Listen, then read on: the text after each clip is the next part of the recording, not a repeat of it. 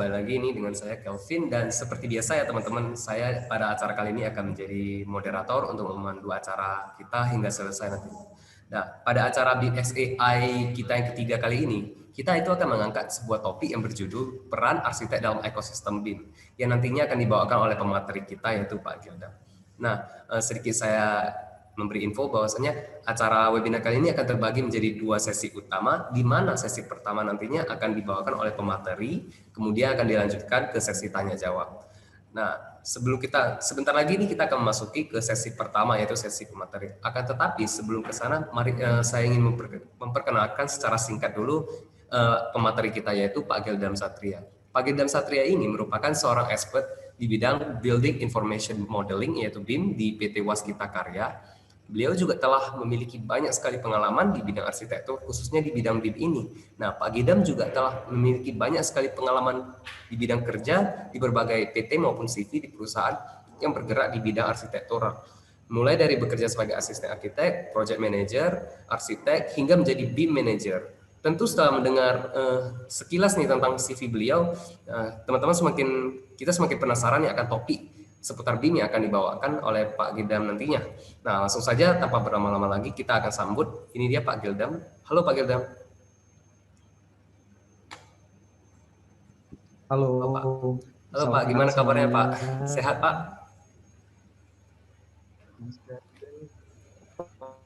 Ya Pak. Bu Silawati dan Mbak Riri, apa kabar? Iya. Halo Pak. Halo.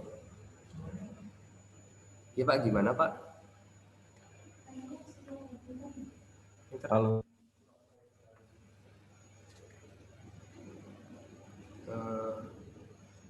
Sebentar ya teman-teman, terkendala di masalah jaringan. Oke. Sudah. Halo Pak, Pak Gildam. Ada bisa dengar suara saya Pak? Sudah bisa dengar kan? Oh ya. Jadi Pak, pada webinar kali ini kita itu kan akan membahas Pak jauh seputar BIM ini Pak. Sedikit pertanyaan singkat nih Pak. Menurut Bapak sendiri kira-kira seberapa penting peranan BIM ini di dunia arsitektur, dan apakah perlu kita lakukan sosialisasi sesegera mungkin gitu Pak? Menurut Bapak kira-kira seperti apa? Ya. Ya, menurut saya ini sangat penting ya. Dan mengenai sosialisasi itu sebenarnya mungkin di Indonesia itu udah berjalan 10 tahun lebih gitu ya.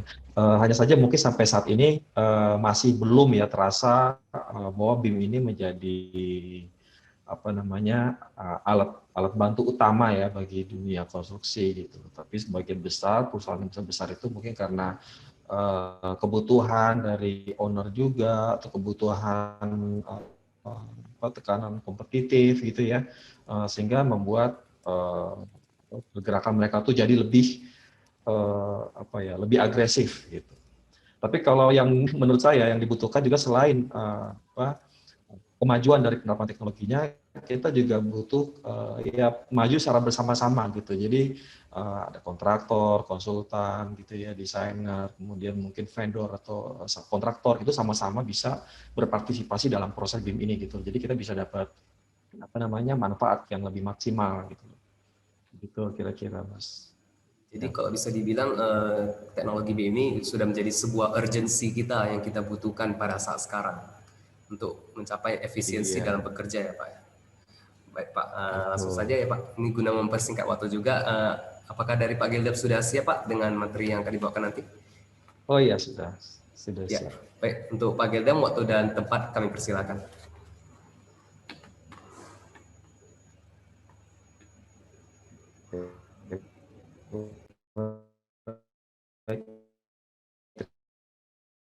Baik, saya izin share screen ya.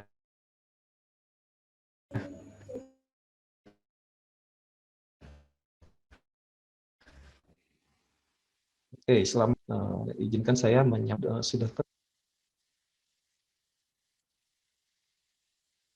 Sebentar bisa ya Pak. kelihatan ya materi mengenai peran arsitek ya. Sudah bisa dilihat? Sudah Pak, sudah terlihat. Sudah ya? Sudah ya? Iya Pak, sudah terlihat Pak. Oke, oke. Peran arsitek dalam ekosistem BIM. Jadi yang ingin saya angkat di sini lebih kepada partisipasi ya dalam sebuah apa proses BIM ya yang di mana di situ ada owner, ada desainer, mungkin ada desainer struktur, arsitek, MEP dan lain-lain. Kemudian ada subkontraktor juga gitu ya. Jadi gimana mungkin arsitek ini bisa diperluas ya menjadi perencana gitu ya. Jadi ada arsitek, struktur, MEP, mungkin QS gitu ya. Biar bisa berpartisipasi dalam sebuah siklus BIM gitu. Karena kalau dari pengamatan saya sepertinya kalau untuk penerapan teknologi itu karena mungkin sosialisasi yang luas gitu ya, jadi awareness ya dari teman-teman perencana ini udah cukup tinggi sehingga sudah mulai banyak yang menerapkan gitu ya. Tetapi mungkin saya bisa sharing dari sudut pandang kontraktor ya, di mana dalam proyek-proyek yang kita jalankan proses BIM itu menurut kami itu apa ya partisipasinya dalam siklus ini masih kurang lah gitu ya. Nah, mungkin dari bahan ini teman-teman bisa ada ide atau gambaran gitu ya yang bisa dijadikan apa namanya rujukan atau apa ya masukan dalam gimana sih kita untuk bisa sama-sama masuk dalam siklus ini gitu ya. Oke, saya coba. Oke, nanti saya coba akan bahas mengenai challenge ya, biar kita mungkin bagi yang uh, teman-teman di sini bisa ada gambaran di sekitar kita challenge-nya kira-kira seperti apa sih kemungkinannya gitu ya. Kemudian BIM dalam BIM sebagai proses gitu ya, di mana hubungan-hubungan antar apa namanya antar stakeholder itu kita bisa terapkan apakah dengan teknologi yang advance atau dengan teknologi yang simple-simple yang memang sudah tersedia lama gitu di sekitar kita, cuma kita mungkin belum cukup memanfaatkan gitu ya. Kemudian juga ada beberapa key penting ya dalam pemanfaatan BIM. Jadi mungkin di sini saya akan fokus kemudian nanti kita akan bahas mengenai collaboration ya, jadi hubungan kerjasama antar semua stakeholder. Oke, ini gambaran skema ya mengenai siklus BIM ya. Mulai dari ada kita lihat planning ya, perencanaan di mana di situ owner itu merumuskan agenda-agenda BIM mereka gitu. Kemudian dari rumusan itu nanti ada peran perencana ya, desainer, di situ ada ya suatu arsitek MEP mungkin dengan QS juga gitu ya. Kemudian nanti ada kontraktor sampai nanti ke facility management. Nah, pada kesempatan ini kita mungkin akan lebih banyak mengelaborate di area perencanaan dan sekitarnya ya. BIM sebagai peran arsitek ya dalam siklus ini gitu ya.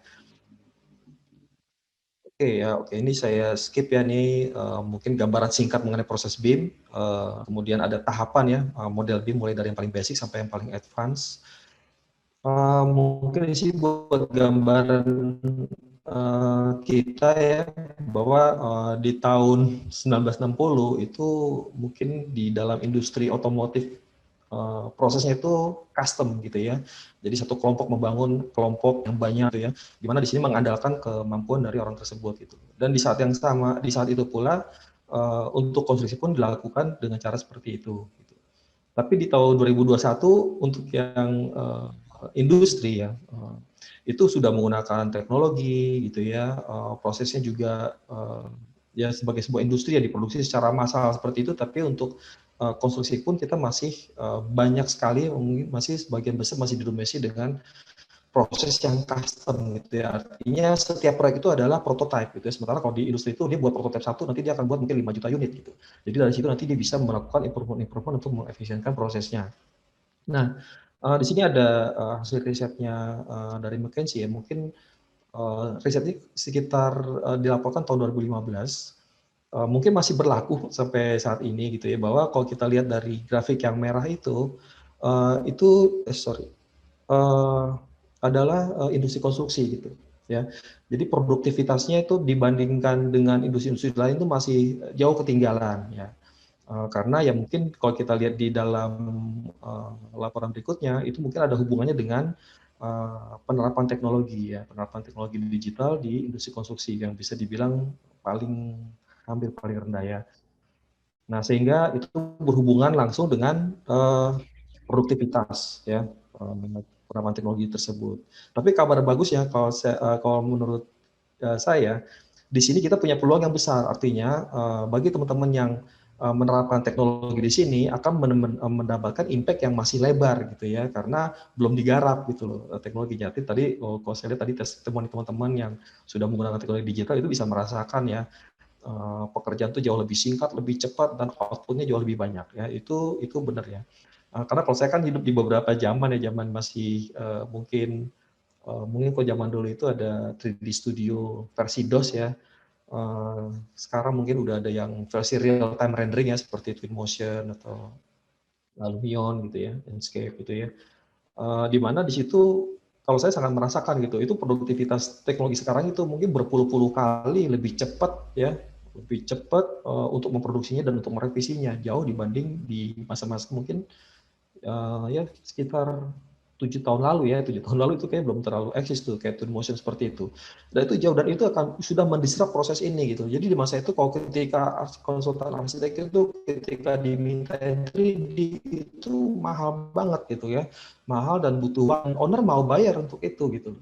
Tapi di era belakangan ini itu 3D renderingnya, walkthrough VR segala macam itu bisa diberikan oleh teman-teman desainer sebagai service gitu ya, dengan apa ya, dengan royal lah gitu ya, dengan royal gitu. Nah, inilah dampak dari teknologi. Tapi ketika kita berada di gap yang masih lebar, kita akan merasakan dampak yang misalkan kita masih dibayar dengan harga yang agak konvensional, padahal kita memproduksi dengan cara yang sangat cepat gitu kan. Nah, tapi nanti akan bergeser ya, sehingga owner dan lainnya tuh mulai sadar, oh sekarang udah teknologi seperti itu, kemudian yang bisa udah semakin banyak, akibatnya kompetisinya makin tinggi. Nah, nanti harga akan kembali normal lagi gitu ya. Nah, dan disitulah kita nanti harus cari inovasi lagi, apalagi nih gitu ya, yang bisa diimprove untuk lebih advance dibanding yang ada di sekitar kita gitu. Ya oke, ini gambaran ya, roadmap BIM ya di Singapura antara tahun 2020 sampai tahun 2010 sampai 2020. Ya di mana mereka sudah lewatin ini ya, mereka udah nggak mikir BIM lagi ya, BIM itu udah aman di sana ya, udah standar. Pemerintah kita mau bikin IMB kita harus nyalahin BIM model gitu, jadi assessmentnya lewat data BIM 3D gitu. Mungkin di Eropa lebih awal lagi tuh, Eropa mungkin sekitar tahun 2007 ya untuk industri konstruksi ya, itu lebih tahun 2007 2008 itu dia udah mulai gitu praktisi atau pelaku-pelaku usaha yang akan menerapkan BIM gitu kan. Nah, sehingga sekarang ini mereka sudah memikirkan next-nya lagi gitu, jadi udah nggak ngebahas BIM gitu. Nah, ini mirip dengan kondisi kita mungkin saat ini ya. Jadi kalau kementerian itu udah mulai merumuskan roadmap ya tahun 2017 sampai tahun 2024. Tapi ini breakdown dari prosesnya ini tidak dijabarkan secara detail gitu. Tapi paling tidak kita sudah punya target di 2024 mungkin kita setara dengan di Singapura 2020, kira-kira seperti itu gitu ya. Dan mungkin kita juga challenge-nya lebih besar, lebih berat karena kan kita negaranya lebih luas gitu ya. Pelaku industrinya lebih banyak, kemudian masalah infrastruktur internet dan lain-lain gitu. Jadi tantangan di kita tuh lebih berat. Nah, ini di tahun 2012, jadi ini komitmen negara gitu ya dalam untuk menerapkan teknologi BIM ini, itu sudah dirumuskan di tahun 2018. Biarpun di sini masih sangat gamblang nih, ya, gambar arsitektur, gambar struktur, dan ini masih sangat gamblang banget gitu loh. Ini masih sangat kurang jelas gitu, karena ini dalam proses BIM itu kan ya ada model, ada dokumen, ada elemen segala macam, kemudian ada level of detail, tingkat kedetailannya ini mau yang mana gitu ya. Tapi ya sekali lagi ini sudah awal yang langkah berani gitu ya, untuk menerbitkan permen ini gitu ya. Dan mungkin sekitar tahun ini mungkin akan terbit ya mengenai standar penerapan BIM di Indonesia gitu. Jadi udah lebih maju lagi, kita udah ada standarnya aja, semacam apa sih requirement-nya gitu ya, metodenya seperti apa, itu nanti sudah mungkin diperkirakan sekitar tahun ini akan terbit itu. Kemudian ini juga penerapan teknologi-teknologi yang sudah tersedia yang istilahnya yang apa ya, ya bukan masa depan lagi gitu ya, kita udah tinggal adopt aja, kita tinggal pilih mau terapin yang bagian mana untuk dalam gedung-gedung kita. Jadi mungkin teman-teman nanti ya untuk yang green building ya itu butuh sensor-sensor untuk mengukur performa bangunannya gitu ya. Kemudian juga mungkin lebih kemana lagi nanti green building tersebut bisa dikaitkan dengan kinetik ya. Artinya aktif aktif aktif energy saving gitu. Jadi dia bisa membaca posisi matahari, kemudian dia mengukur temperatur di dalam, mengukur pencahayaan sehingga nanti dia bisa mengatur posisi kanopi misalkan atau posisi sun shading ya sudutnya bisa diatur dihubungkan dengan sensor-sensor yang ada di situ dan output akhirnya adalah hemat energi gitu ya.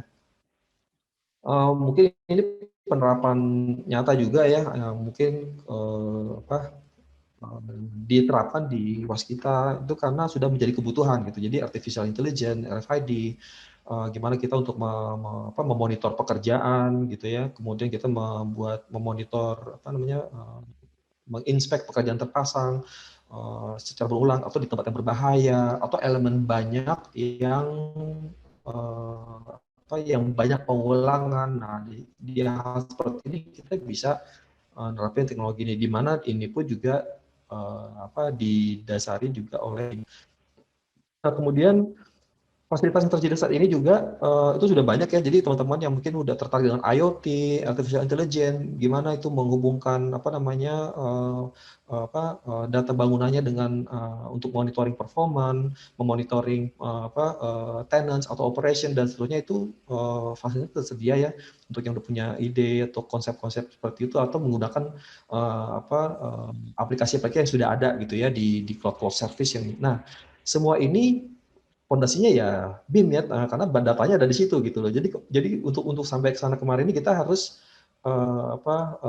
punya data digital dulu gitu. Tanpa data digital ya kita nggak bisa melakukan improvement ke depannya dan memanfaatkan apa yang sudah tersedia gitu. Jadi kita bukan dalam posisi penemu atau inventor gitu. Karena orang yang memikirkan itu sudah ada jauh lebih awal dan sekarang fasilitasnya sudah tersedia, mereka untuk script itu tinggal mungkin copy, ambil modul gitu ya, tinggal plug antar modul itu gitu ya. Jadi nggak perlu mungkin terlalu menguasai membuat script gitu ya untuk bisa menerapkan teknologi IoT atau artificial intelligence di proyek mereka gitu. Nah, kemudian ini juga mungkin bagian dari tantangan yang menciptakan inovasi ya. Ini salah satu proyek udah cukup lama sebenarnya sekitar tahun 2016 itu di pembangunan Crown Hotel di tengah-tengah Bandara Canggih gitu ya. Nah, di sana karena banyak sekali constraint, jadi jam operasionalnya dibatasin karena itu bandara, kemudian areanya, tingkat kebisingannya, dan waktunya juga harus singkat sehingga mereka juga mencari cara gimana nih caranya supaya ini bisa dilakukan dengan sangat cepat. Nah, di sini mereka menggunakan design for manufacturing and assembly ya. Jadi dirancang sedemikian rupa sehingga ini bisa dibangun di beberapa negara ya, di luar negeri dan di luar lokasi proyek itu atas gitu kan. Di sini juga dibatasi jumlah karyawan itu dibatasi, jam kerja mereka dibatasi untuk masalah safety dan lain-lain gitu kan. Negara mereka juga membatasi imigran, tapi proyeknya ada banyak. Nah, concern yang lebih luas lagi ya. Kalau sebelumnya kita mungkin concern itu sebatas ya mungkin GSB, tinggi floor lantai, jumlah luas bangunan, KLB, KDB gitu. Kalau di sana tuh udah jauh lebih banyak lagi sampai ke tingkat kebisingan pun diukur di sana gitu ya. Nah, karena ini akhirnya mereka memunculkan inovasi gitu untuk membangun. Jadi untuk yang berisik-berisik di luar area di sana mereka tinggal pasang-pasang skrup gitu. Nah, di sini BIM bisa sangat berperan. Kenapa? Karena setiap modul kotak itu akan diangkat oleh tower crane. Nah, tower crane itu punya kapasitasnya misalkan 40 ton. Nah, berarti ketika dia mendesain itu satu unit itu harus maksimal 40 ton. Dia isi saniter, mungkin tempat tidur, plafon, dinding, lain-lain itu total 40 ton. Nah, kalau dia menggunakan BIM, maka secara bersamaan ketika dia melakukan DED atau mungkin masih di konsep, dia udah tahu dia nanti beratnya akan berapa ton gitu kan. Kemudian juga dia dibatasi oleh modul dari ukuran alat transportasi yang akan membawa modul ini ke sana gitu. Mungkin kita bisa ada video singkat ya. Ini penerapan nyata dan di Singapura udah jadi udah sangat umum ya karena negara mereka sangat membutuhkan ini gitu loh. Ya mungkin di Indonesia kita kebalikan ya, kita punya area yang sangat luas gitu loh. kita tidak ada masalah mungkin dengan site area proyek yang sangat sempit, tapi kita punya masalah dengan lokasi berjauhan. Misalkan kayak di Raja Ampat itu butuh villa-villa mewah di sana gitu, tapi ya apa mungkin membuat workshop di situ, apakah efisien atau tidak gitu. Nah, mungkin hal seperti itu bisa jadi pilihan, karena kalau nggak mungkin nanti investor di sana ketika mau bikin resort atau bikin bungalow dia beli dari China kan, dia tinggal buka Alibaba, cari villa pilih yang mana, dia bisa pilih langsung dipasang di situ. Kalau kita tidak tidak mengalign ya kemampuan kita ke arah situ.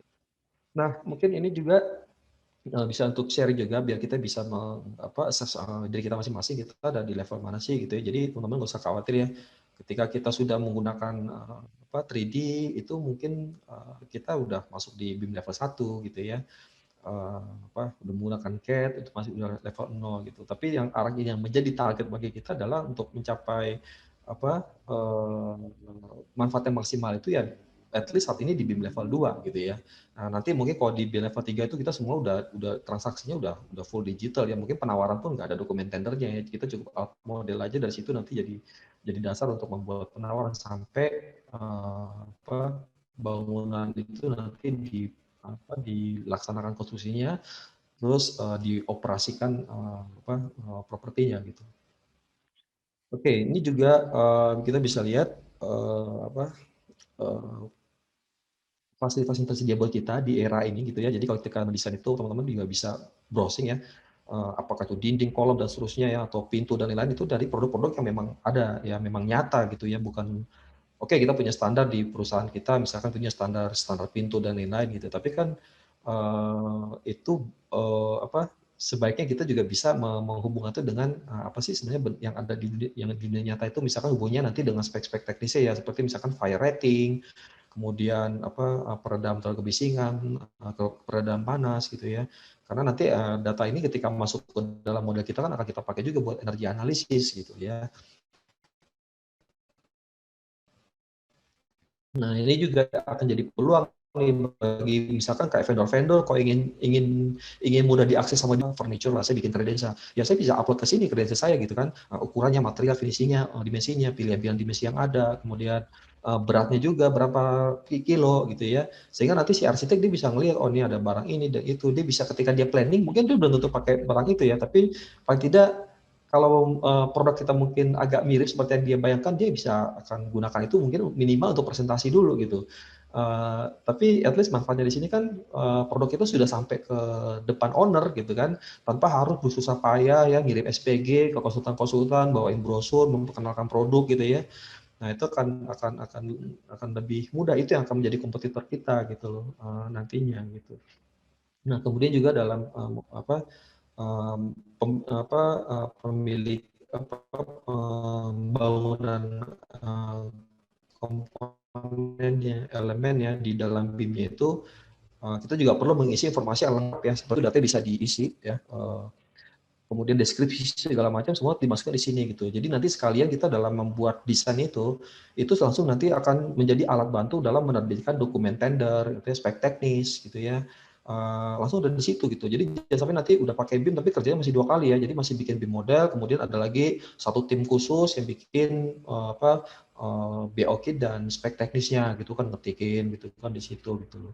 Nah, alangkah baiknya kan itu udah ada di dalam elemen kita. Jadi ketika kita tukar elemen, otomatis spek teknis kita akan terupdate, akan langsung berubah gitu kan. Nah, itu udah menghemat orang banyak sekali gitu kan. Dan ini nanti kalau mungkin buat firma-firma arsitek gitu ya, dia bisa membangun database nih, database di perusahaan dia. Jadi ketika proyek mulai, itu semua udah tersetting. Tinggal nanti dalam prosesnya dia akan outputnya akan dinamis gitu. Ini contoh penerapannya ya. Jadi itu kalau tadi di luar negeri, mungkin di Indonesia masih miring banget ya. Saya lihat ada produk saniter yang bikin tapi masih CAD 2D gitu ya. Mungkin ke depannya akan mudah-mudahan akan berkembang ya, sehingga akan memudahkan kita gitu. Ini misalkan dari host kita, kita ada satu anak perusahaan ya, kita membuat bottom precast. Ini juga sama, kita publish di model kita, silakan download gitu ya. Jadi untuk konsultan desainer jembatan atau desainer jalan layang gitu ya, dia bisa, belum tuh mereka akan pakai karena mungkin nanti ada hubungannya dengan harga dan lain-lain. Tapi dengan kita menyajikan ini, kita sudah mempermudah akses kita kan ke hadapan konsultan, dan produk itu disajikan sama mereka ke depan klien gitu ya. Tapi tentu download ini datanya juga dibatasi ya, tidak membawa informasi secara mendetail gitu. Kemudian salah satu juga yang bisa diterapkan ya, yang sudah mudah untuk diakses salah satunya adalah scan ya, laser scan atau fotogrametri ya, di mana kalau kita ada proyek pertama kali adalah kita melakukan desain gitu ya, melakukan survei gitu kan.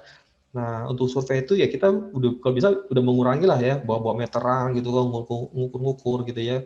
Kita bisa pakai laser scan kalau proyeknya gede gitu ya, luas misalkan seperti itu, dan sesuai dengan budgetnya juga kan. Tapi kalau untuk yang proyek-proyek yang agak kecil, misalkan kayak rumah, itu udah ada LiDAR versi tablet ya, untuk LiDAR versi tablet ya. Dan yang lebih basic lagi mungkin ada augmented measurement ya. Jadi measurement cuma di berbasis augmented gitu, cukup smartphone yang paling basic pun udah bisa pakai gitu ya. Nah, ini juga ada di sekitar kita yang bisa kita pakai ya untuk penerapan. Kemudian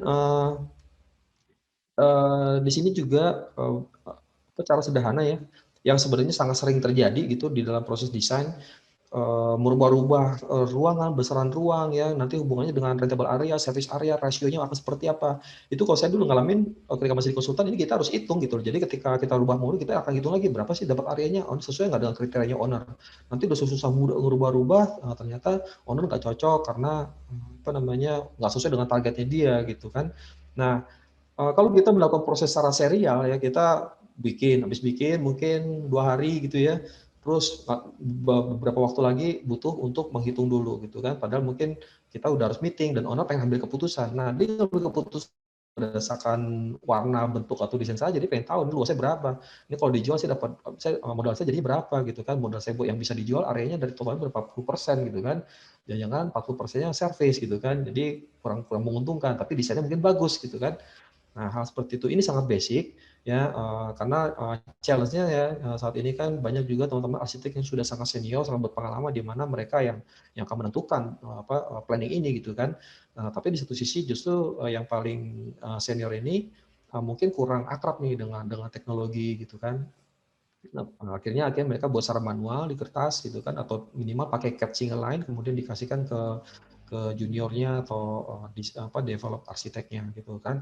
Nah, ini pun juga saya juga merasakan ya bahwa dinding itu juga kita harus definisikan ya, tebalnya berapa, persisnya ini ada dinding 10, dinding 12, dinding 15 dan seterusnya gitu kan. Nah, itu kembali lagi itu kalau kita udah menggunakan BIM, setiap elemen yang kita taruh itu kan punya informasi, dia udah punya database di situ gitu loh. Jadi kalau misalkan kita dinding ini tebalnya sama 10 cm semua dah gitu ya. Cuman dia punya nama satu P1, P2, P3 dan seterusnya gitu. Di mana P1 itu Hebel, P2 itu misalkan Gibson, P3 lagi lain lagi gitu kan. Nah, jadi tanpa kita harus melakukan arsir sebagai notasi untuk mengidentifikasikan dinding apa ini, dia sudah punya informasi itu gitu kan. Kalau misalkan dimunculkan dia bisa di-tagging, kalau nggak di-tagging pun diklik aja juga keluar semua propertinya, benda apa ini gitu kan, speknya seperti apa, berapa tinggi, berapa luas dan seterusnya gitu. Nah, cara seperti ini kan sebenarnya bisa diterapkan ketika kita biasa menggunakan single line ya di AutoCAD untuk membuat skematik denah gini seperti ini gitu. Nah, dengan seperti ini kita juga udah akan mempercepat proses kan. Jadi tadi atur skematik, kemudian ada lagi menghitung volume, terus bolak-balik karena target yang nggak sesuai. Ini cukup lakukan sekali, gesek-gesek sampai ketemu di perimeter atau area itu langsung ketemu yang sesuai. Udah, kita punya di situ. Bahkan lagi posisi lagi meeting pun kita bisa langsung merumus gitu ya.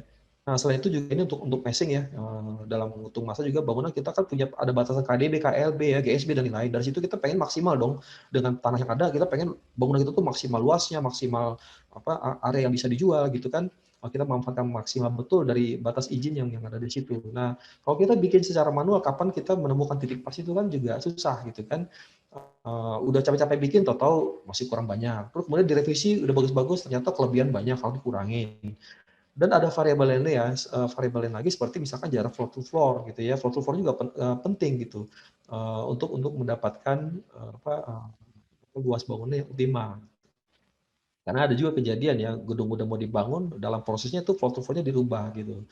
Dengan bermacam alasannya, ada target untuk menambah jumlah luas lantai, ada target untuk karena ukuran tower crane-nya nggak optimal jadinya karena jarak dari floor to floor-nya itu yang kurang tepat. Nah, mungkin untuk yang lebih expand lagi, kita udah menyerahkan ke komputer gitu untuk mengukur. Jadi kita tidak seperti tadi, kita masih kita takuti sampai titik yang optimal. Tapi untuk itu kan kita pasti membutuhkan berdasarkan experience ya, yang udah pengalaman, mungkin udah bisa nggak butuh buat 100 atau 200 uji coba ya, cukup bikin beberapa biji dia langsung menemukan titik optimalnya gitu kan.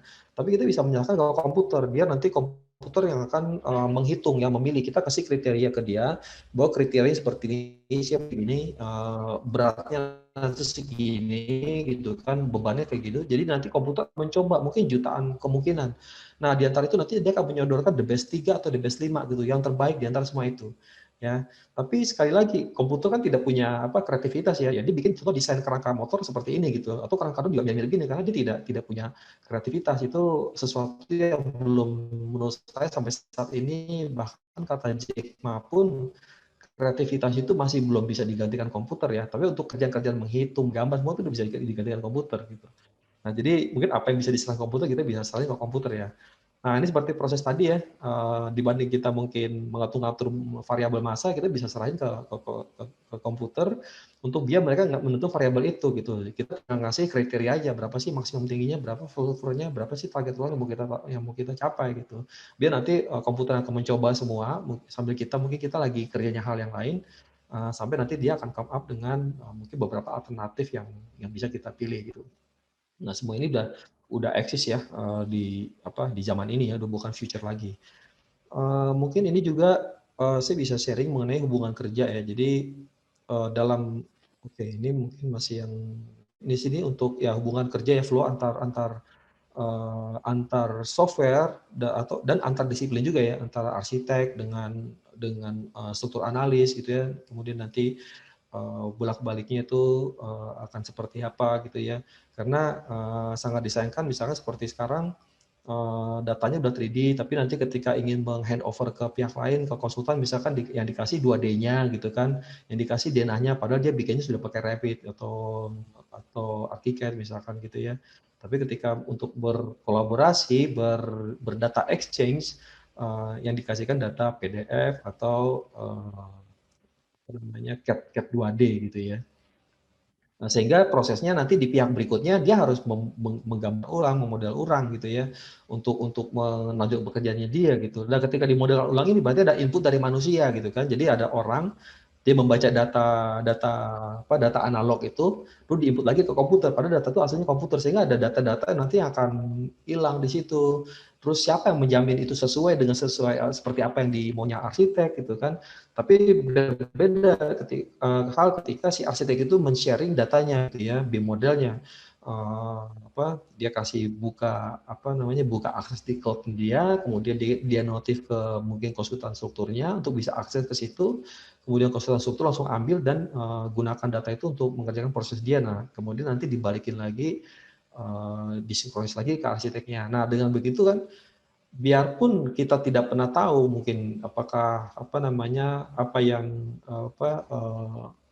data itu kita tidak menambahkan satu persatu gitu ya, tapi karena prosesnya sudah benar ya kita merasa terjamin dong bahwa itu datanya udah pasti nggak ada ketinggalan deh gitu ya, tipe-tipe baru yang ini kan, dimensi kolom yang saya harapkan gitu kan, kata si arsiteknya gitu kan, itu pasti tersampaikan ke si konsultan struktur gitu. Jadi nanti nggak ada bolak-balik, oh ternyata kolomnya maunya gini, oh ternyata si arsitek maunya kolomnya kayak gini gitu kan. Jadi nggak akan terjadi seperti itu gitu. Ini dalam dunia nyata, ini saya malah ke nervousan gitu ya, merasa tidak nyaman dengan sesuatu yang tidak tercetak gitu ya, karena tidak otentik, tidak ya macam-macam ya.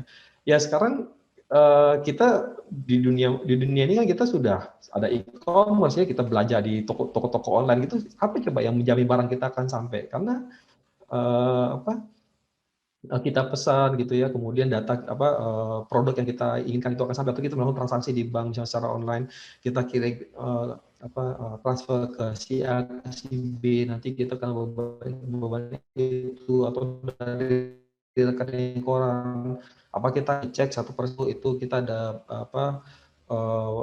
biaya transaksi, bunga sekian persen, berarti bunganya enggak kan, kita nggak mungkin kita ngecek itu gitu kan. Tapi karena kita tahu itu dilakukan dengan proses yang benar ya kan, ya mungkin kalau di dalam BIM tidak dengan software BIM yang memang yang kita percaya, ya udah kita percaya dengan hasil apa yang ada di dalamnya gitu ya. Jadi misalnya seperti di sini untuk pembuatan pabrik misalkan kita bisa lakukan pakai software untuk mempercepat modulnya dan langsung jadi model 3D seperti ini gitu ya. Udah ada ukuran segala macam, kita langsung bisa tes ya analisis apa namanya kekuatannya dan lain-lain. Kemudian kita bisa lanjutkan ke software desain, misalkan di sini kita mau bikin arsitekturalnya gitu kan, kita bisa panggil bawa ke software Revit misalkan gitu ya. Nah nanti ini bisa dibolak-balik gitu ya. Jadi ya pastilah namanya bikin secara tools itu tidak akan belum tentu sesuai dengan kita inginkan, tapi secara garis besar ini mungkin sudah menyelesaikan 70% sampai 80% kerja kita.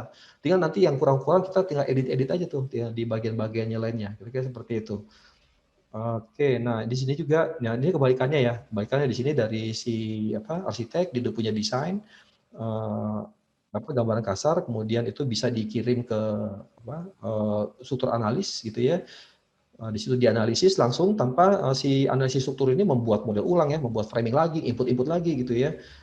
Dia bisa langsung pakai gitu. Jadi dia sudah memotong proses di situ ya sampai nanti dia memasukkan ketika sudah ada informasinya momen-momen dan lain-lain, dia bisa memasukkan kriteria dari besinya ya, dimensinya maunya berapa sih gitu kan, jumlahnya akan seperti apa berdasarkan data hasil analisis dia gitu. Jadi langsung jadi reportnya. Ini biasanya dibikin manual nih kalau untuk proyek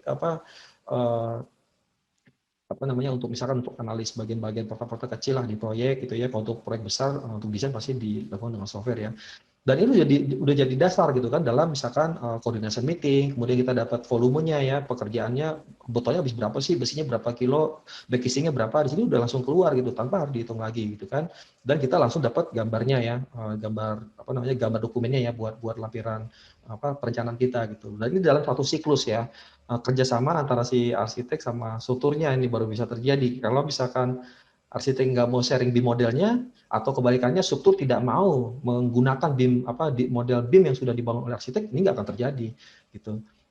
Dan nanti mungkin tidak terasa ketika belum kompetitif ya, tapi ketika nanti ada beberapa di antara teman-teman yang sudah bisa atau bukan sudah lancar dengan proses ini, tentu mereka akan menawarkan jasa yang lebih mudah, murah, cepat dengan hasil yang nggak kalah gitu loh kualitasnya gitu kan. Nah, di situ nanti baru mulailah gitu untuk bertransformasi gitu ya. Nah, kemudian hal lain juga yang mungkin saya pernah hadapin ya ketika mengajak teman arsitek atau desainer ya. Wah, BIM itu cocok untuk bangunan yang kotak-kotak, geometris ya. Seperti pabrik, gedung kantor yang kotak-kotak lah yang minimalis, sebenarnya nggak juga ya. Artinya jangan sampai hal itu jadi alasan kita, udah deh kita kayak gini, ini nggak bisa kita menggunakan BIM, kita pakai cara biasa aja. Itu sangat disayangkan gitu. Kita kalau kita ketemu obstacle seperti itu, kita cari solusinya gitu ya, solusi yang nyaman buat masing-masing kita gitu ya. Misalnya contoh untuk bangunan klasik kayak gini, bukan berarti nggak bisa dengan BIM kita untuk mendesain yang misalkan kalau untuk dinding yang lurus kita pakai parametrik dinding ya, itu standar ya. Lantai juga kita bisa pakai parametrik dinding pastinya gitu kan. Kornis juga tuh bisa parametrik. Kemudian untuk kolomnya ukir-ukirannya, nah kalau teman-teman yang senang ngukir-ngukir di cap, merasa lebih nyaman ngukir-ngukir di SketchUp, itu bikin-bikin ornamen-ornamennya, silakan bikin di SketchUp karena lebih luas kan di situ gitu kan. Kemudian nanti ketika jadi ya dibawalah ke komponen BIM gitu ya, supaya nanti dia menjadi bagian dari BIM ya. Karena BIM ini kan bukan soal desain atau model ya. Di sini kita kan sedang membangun data, kita membangun informasi gitu loh. Jadi mungkin kalau kita berpikirnya hanya desain saja, oke, kita baru memanfaatkan mungkin sekitar 15% dari kemampuan BIM ini. Gitu.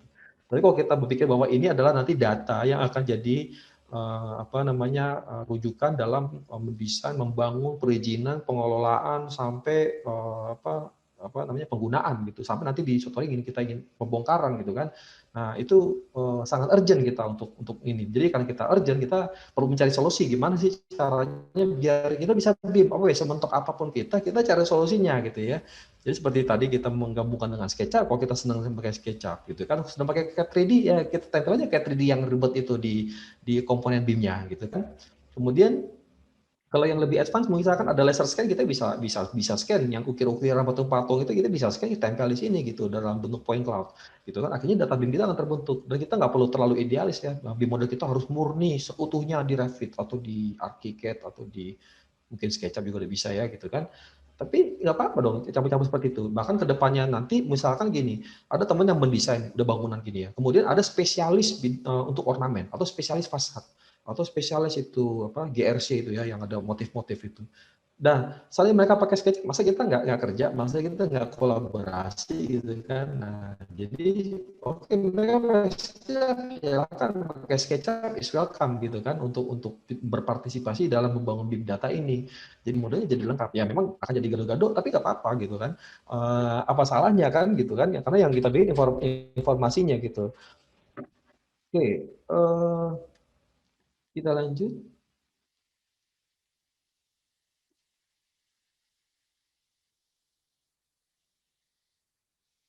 Oke, ya. Ini juga untuk quantity take off ya. Misalkan ya kalau kita pakai ArchiCAD atau Revit gitu ya, itu kita udah bisa bikin quantity take off di situ. Kita bisa langsung bikin, artinya untuk bikin PQ, bahkan kita bisa bikin dengan apa namanya, dengan improvement sedikit ya. Mungkin bisa dibilang agak ngakal-ngakalin ya, karena software ini bukan untuk software bikin PQ sebenarnya gitu kan, tapi kita bisa ngakalin dia parameter sehingga ketika teman-teman ngedesain, teman-teman punya database nih macam-macam tipe dinding. Macam-macam tipe dinding itu udah punya macam-macam harga gitu loh ya, macam-macam tipe lantai punya macam-macam harga. Jadi nanti ketika planning di awal masih basic sekalipun, kita udah tahu bahwa bangunan kita ini ketika masih bikin konsep ya, kita udah tahu harganya sekian nih, budgetnya kira-kira gitu, ya kan? Nah, sambil nanti pelaku semakin lama akan semakin detail sesuai dengan prosesnya makin makin akurat gitu ya. Nah, tapi proses ini juga mungkin dalam suatu proses proyek yang besar mungkin agak sedikit kurang efisien ya, karena proyek besar itu modelnya ada banyak. Jadi misalkan strukturnya dibagi 5 atau dibagi 4 gitu ya, karena gedungnya mungkin sangat tinggi ya. Jadi strukturnya ada 4, arsiteknya ada 4, ME-nya mungkin ada 12 gitu kan ya. Jadi kalau satu-satu kita bikin itu kan ya teman-teman bisa bayangkan gitu ya ribetnya gitu. Nah, itu bisa misalkan contoh pakai Navisworks, bawa ke Navisworks, dari situ langsung keluarnya pivot table ya. Pivot table udah di Excel ya. Dengan pivot table di Excel, nah itu kita bisa apa namanya? Kita bisa langsung kalau perlu dimanipulasi artinya di edit ya. Mungkin ada format variabel misalkan kayak luas lantai misalkan 1000, tapi kan dalam pelaksanaan dalam BQ mungkin kita harus ada spare ya untuk untuk waste dan lain-lain, jadi perlu dikali sekian persen gitu kan, kali 10%, 5%, 2% gitu ya. Nah, itu kan perlu masukan-masukan. Nah, itu kan semuanya bisa dilakukan di Excel-nya nanti gitu kan. Nah, tapi paling tidak kan data informasi awalnya juga kita sudah langsung jadi seketika kan gitu. Karena buat ngitungannya itu bisa berhari-hari itu dan menggunakan beberapa banyak orang gitu ya. Nah, dengan proses ini kerjasama antara arsitek dengan QS ya. Jadi misalkan ya saya merasakan dulu ketika di konsultan ya QS yang udah mau ngitung, kita harus ngasih gambar ke QS, gambarnya gambar tender gitu ya supaya bisa dihitung gitu kan. Kemudian di situ ya mereka akan menghitung ulang, bikin polilen lagi, menghitung luas lantai, yang ngitung floor to floor berapa, dan mereka nanti akan baca, misalkan contoh kayak dinding partisi ini mentok plat atau sampai di plafon doang, misalkan gitu. Ya kan di gambar 2D nggak ada data itu ya kan, dia harus baca lagi di keterangan penghitungan bahwa di spesifikasinya gitu kan, bahwa dinding partisi mentok sampai plafon, dinding struktural mentok ke floor. Jadi jangan gitu, berarti pengalihan sekian. Nah, itu kan manual banget gitu ya. Kalau untuk proyek besar itu sangat sangat apa ya, sangat menyita waktu gitu. Jadi alangkah baiknya sebenarnya QS mau kerjasama dengan BIM. Jadi ketika mau dilakukan itu ya tolong arsitek sharing BIM modelnya mungkin dalam format AIFC ya, kalau misalkan nggak nyaman ngasih itu, atau DWF misalkan NWC gitu ya, file universal gitu yang mungkin data pentingnya tuh mungkin data yang strategis itu tidak bisa tidak tinggal menggunakan gitu ya kan, tinggal loading ke mungkin dia pakai Navisworks, tinggal load ke Navisworks, kalau pakai Glodon tinggal load ke Glodon ya, langsung generate BQ dari situ gitu kan. Nah, itu kan sangat cepat. Nah, ya sangat cepat artinya dalam waktu sama kan si QS juga bisa mengerjakan banyak proyek ya di waktu yang terbatas gitu kan. Nah, dengan itu otomatis kan omsetnya jadi tambah gede, tapi di satu sisi ya kurangi dong harganya dong, kan dia nggak perlu hitung lagi gitu kan ya. Harganya lebih lebih menarik dong gitu kan, karena banyak proses yang udah dipangkas di situ gitu kan. Nah, seperti itu. Oke, ya mungkin ini bisa saya cepetin aja ya, kita bisa lihat langsung dari proses seperti ini, BQ-nya kita bisa custom, output-nya udah langsung jadi di dalam format Microsoft Excel seperti ini. Dari sini kita bisa bisa atur-atur ya, angkanya akan seperti apa, variabel-variabelnya, perlu ditambah seperti hal lain, atau nggak kita punya database harga satuan ya, analisis harga satuan yang perlu kita hubungkan dengan volume yang ada di sini. Itu nanti itu bisa banget ya di Excel. Karena Excel memang apa memang punya kemampuan gitu ya ke situ. Ya apalagi kalau bisa pakai software khusus ya itu akan lebih bagus lagi. Oke, mungkin ini uh, saya bisa sharing ya mungkin dalam satu siklus ya.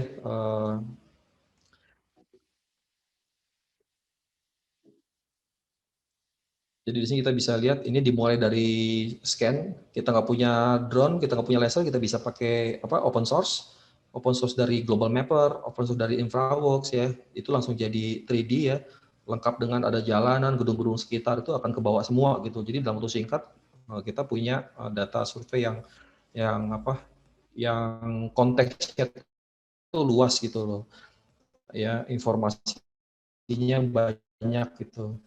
Sebagai bekal kita untuk ngedesain ya. Kita kan desain nggak berdasarkan tapak kita doang kan, kita mau tahu di sekitar kita ada bangunan apa, tetangga kita, jalan jalan apa, ada jalan apa, kita sudah bisa mendapatkan itu dengan effort yang menurut saya hari ini itu udah sangat mudah ya. Ya, apalagi ini untuk fotogrametri kita bisa pakai drone-drone yang kelasnya masih kelas murah ya, drone yang bisa dipakai buat itu para vlogger-vlogger ya, vlogger-vlogger touring aja pakai drone loh kalau saya perhatiin ya. Piknik aja camping pakai drone hari gini gitu kan. Nah, apalagi kalau untuk survei bekal apa untuk survei proyek itu pasti sangat sangat mudah ya untuk memperkaya desain kita gitu. Jadi nanti untuk gambar existing kita nggak bikin model lagi, kita nggak perlu model existing, kita cukup masukin hasil fotogrametri, kemudian kita langsung fokus ke mungkin studi massa gitu ya, skematik gitu.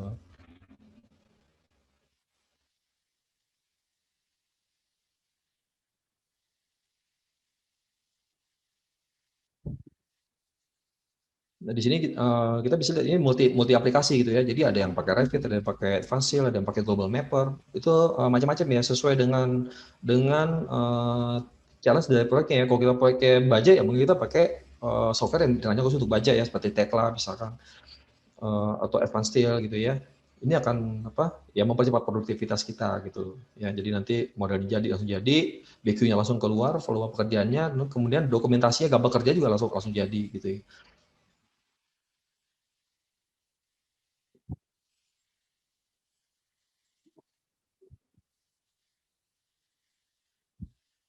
Nah, mungkin dalam dunia siklus proyek yang mungkin kalau kita bicara dari planning sampai handover ya, ya sebenarnya proses yang mungkin teman-teman lagi lihat saat ini sebenarnya bisa terjadi dari ketika posisi dari owner ya. Jadi yang survei mungkin owner itu tadi ya, yang melakukan survei, menggunakan drone, parameter apa, fotogrametri atau point cloud itu owner. Kemudian owner juga men-sharing data hasil surveinya dia ke arsitek gitu loh. Ya kan jadi arsitek punya bekal yang lebih sangat akurat gitu untuk dia ngedesain gitu kan. Nah, ketika desainnya arsitek atau perencana itu membangun data, dia bikin BIM modelnya, kemudian QS itu mengakses dia punya BIM model ya lewat cloud itu kan, dia langsung bisa bikin BQ dari situ, perkiraan harganya berapa gitu kan. Nah, di saat yang bersamaan si calon kontraktor juga udah bisa dilibatkan gitu. Jadi dari awal sekali, seandainya misalkan ada hal-hal yang kurang tepat ya, misalkan berpengaruh nanti terhadap posisi tower crane misalkan. Wah, kalau misalkan kayak gini tower crane-nya nanti kurang efisien, tepatnya nggak bagus dan macam-macam gitu ya.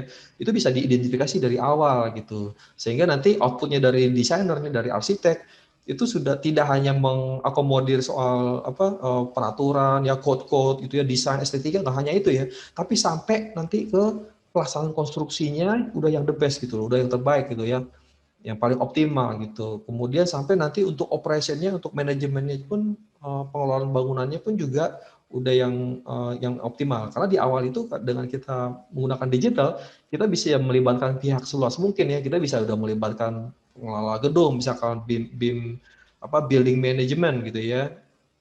Itu udah bisa dilebarkan dari awal sekali gitu. Dan kita bukan yang nggak biasa seperti itu ya, menurut saya sudah biasa ya, cuma kalau kurang kurang challenge jadi kurang dilakukan. Contoh misalkan untuk proyek hotel ya, kalau untuk proyek hotel kan apa namanya itu kan ruangnya seperti ini, konfigurasinya koridornya begini, semuanya kasih syarat. Artinya apa, kita udah bisa kok bekerja sama dengan pihak di end user ya, di user paling ujungnya ya, tapi kita udah bekerja sama tuh di awal sekali gitu loh, dari awal sekali itu kita bisa gitu. Nah, alangkah bagusnya sekarang ini dilakukan lebih luas lagi gitu ya, jadi bukan hanya kepada apa nah, operator operator saja, mungkin kontraktornya, spesialis ya kayak ME dan lain itu bisa dilibatkan dari awal. Karena banyak ya ketika dalam pelaksanaan konstruksi yang ternyata ini banyak yang ketidaksesuaian ya, yang bikin jadi boros, jadi sulit dilaksanakan dan akhirnya dirubah pada saat konstruksi gitu. Nah, ketika pada saat konstruksi ya susah juga karena ini udah terbit kan mungkin bangunan gitu ya. Nah, jadi sangat disayangkan. Jadi kita tarik semua revisi itu informasi yang kita butuhkan ke bagian paling awal sekali supaya kita bisa dapat hasil yang manfaat yang maksimal dari proses BIM ini lebih dari sekedar digital ya gitu ya. Oke, nah kemudian ini mungkin ada sedikit sharing mengenai kompetisi yang dibutuhkan ya. Jadi kalau dalam proses BIM ini kita nggak harus bisa semua kok gitu ya. Jadi biarpun tergantung peran kita ada di mana nih. Kita dalam posisi MK, kita owner atau kita desainer, arsitek atau struktur ya atau kontraktor gitu atau subkontraktor gitu. Jadi kita nggak perlu bisa semua. Kita cukup fokus sama apa sih yang menjadi core kita gitu, peran kita gitu ya. Misalnya kayak MK nggak perlu pusing-pusing belajar Revit atau Advanced atau Tekla dan lain-lain. Jadi cukup bisa CDE aja itu udah bisa berperan maksimal gitu ya, MK gitu ya. Kalau owner mungkin ya, owner cukup dengan dia bisa menguasai CDE sama untuk reality modeling ya, untuk survei gitu, sama untuk facility management gitu. Nah di tengah-tengahnya biar aja nanti kontraktor sama konsultan arsitek atau perencana yang mensuplai gitu informasi itu gitu. Ya, jadi kita bisa memetakan apa aja sih peran kita dari organisasi disiplin kita apa gitu kan, peran kita apa, kemudian kita sebagai apa nih, senior arsitek, sebagai drafter, sebagai engineer atau principal gitu ya. Nah, nanti dari situ kita bisa petakan, saya butuh kompetensi ini aja juga cukup kok gitu ya. Oke, kembali lagi ya, ini proses yang tadi mungkin saya coba sampaikan. Siklus dalam sebuah proses BIM ya, di mana di situ kita bukan hanya membangun model, jadi jangan terjebak dengan bikin model yang rumit, yang canggih dan macam-macam gitu ya. Tidak, kita bikin geometri dan informasi ya. Nah, geometri itu kita bagi berlevel-level gitu ya, ada level 1, 2, 3 sampai seterusnya, atau LOD 100, 200, 300 sampai dan seterusnya gitu kan. Nah, di sana mungkin kita punya keterbatasan dari sisi produktivitas, penguasaan alat gitu ya, itu semua tuh bisa diatur ya. Artinya dalam sebuah proses BIM kita bisa membuat kesepakatan kepada owner, misalkan gini, dalam proses BIM ini di hasil terakhir kita sampai LD 200 saja, misalkan gitu. Ya tentu nanti ada penyesuaian gitu ya. Tapi nanti LOI-nya, informasinya itu mungkin tinggi ya, LOI-nya mungkin sampai 500 gitu kan. Nah, misalkan contoh ekstrimnya nih, untuk kita memodelkan misalkan genset ya. Kan kita apa gunanya kita memodelkan genset gitu ya, bisi-bisinya, injektor, kabel lainnya aja gitu kan. Sehingga LOD-nya kan rendah sebenarnya. Ya, LOD-nya rendah, tapi LOI-nya kita perlu tinggi. Kita perlu tahu genset ini beratnya berapa ton sih, mau kita taruh di lantai berapa gitu kan, dimensinya berapa, kemudian output-nya berapa, kebutuhan solarnya berapa per jam gitu kan. Nah, itu kita masukkan di dalam LOI-nya, di dalam parameternya. Jadi LOD-nya atau LOG-nya bisa rendah, tapi LOI-nya tuh tinggi gitu kan. Nah, untuk yang gampang-gampang kayak misalkan dinding, kolom, balok, ya itu bikin aja LOD tinggi, orang gampang kok, ya kan dinding kan tinggal atur tebel sama layer-layernya doang gitu kan. Nah, tapi kalau untuk yang kayak mungkin lampu gitu ya, downlight gitu kan, genset lah ya, chiller dan lain-lain, itu bisa bikin outline-nya aja. Ya. Jadi nanti kotak aja cukup. Tapi sebelum bikin, coba browsing dulu di OSOS, di global gitu ya, karena ini hal yang cukup lama gitu ya. Nah, kemudian itu sudah ada dan tinggal dipakai aja gitu ya. Kalau udah mentok nggak ada baru dibikin gitu. Itu pun kalau bikin ya simpel-simpel aja, nggak perlu yang rumit-rumit lah gitu ya. Kemudian juga di sini ada pemanfaatan lebih dari sekedar yang standar ya. Misalkan contoh di sini untuk quality assurance ya, ini bagian dari syarat prosedur juga.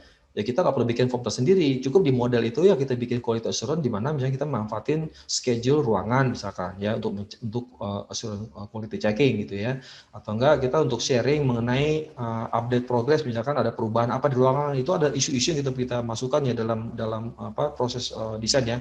Misalkan ruangan ini ada masalah, kita perlu tanyakan ini, ada mau ditanyakan, ada yang tidak betul gitu.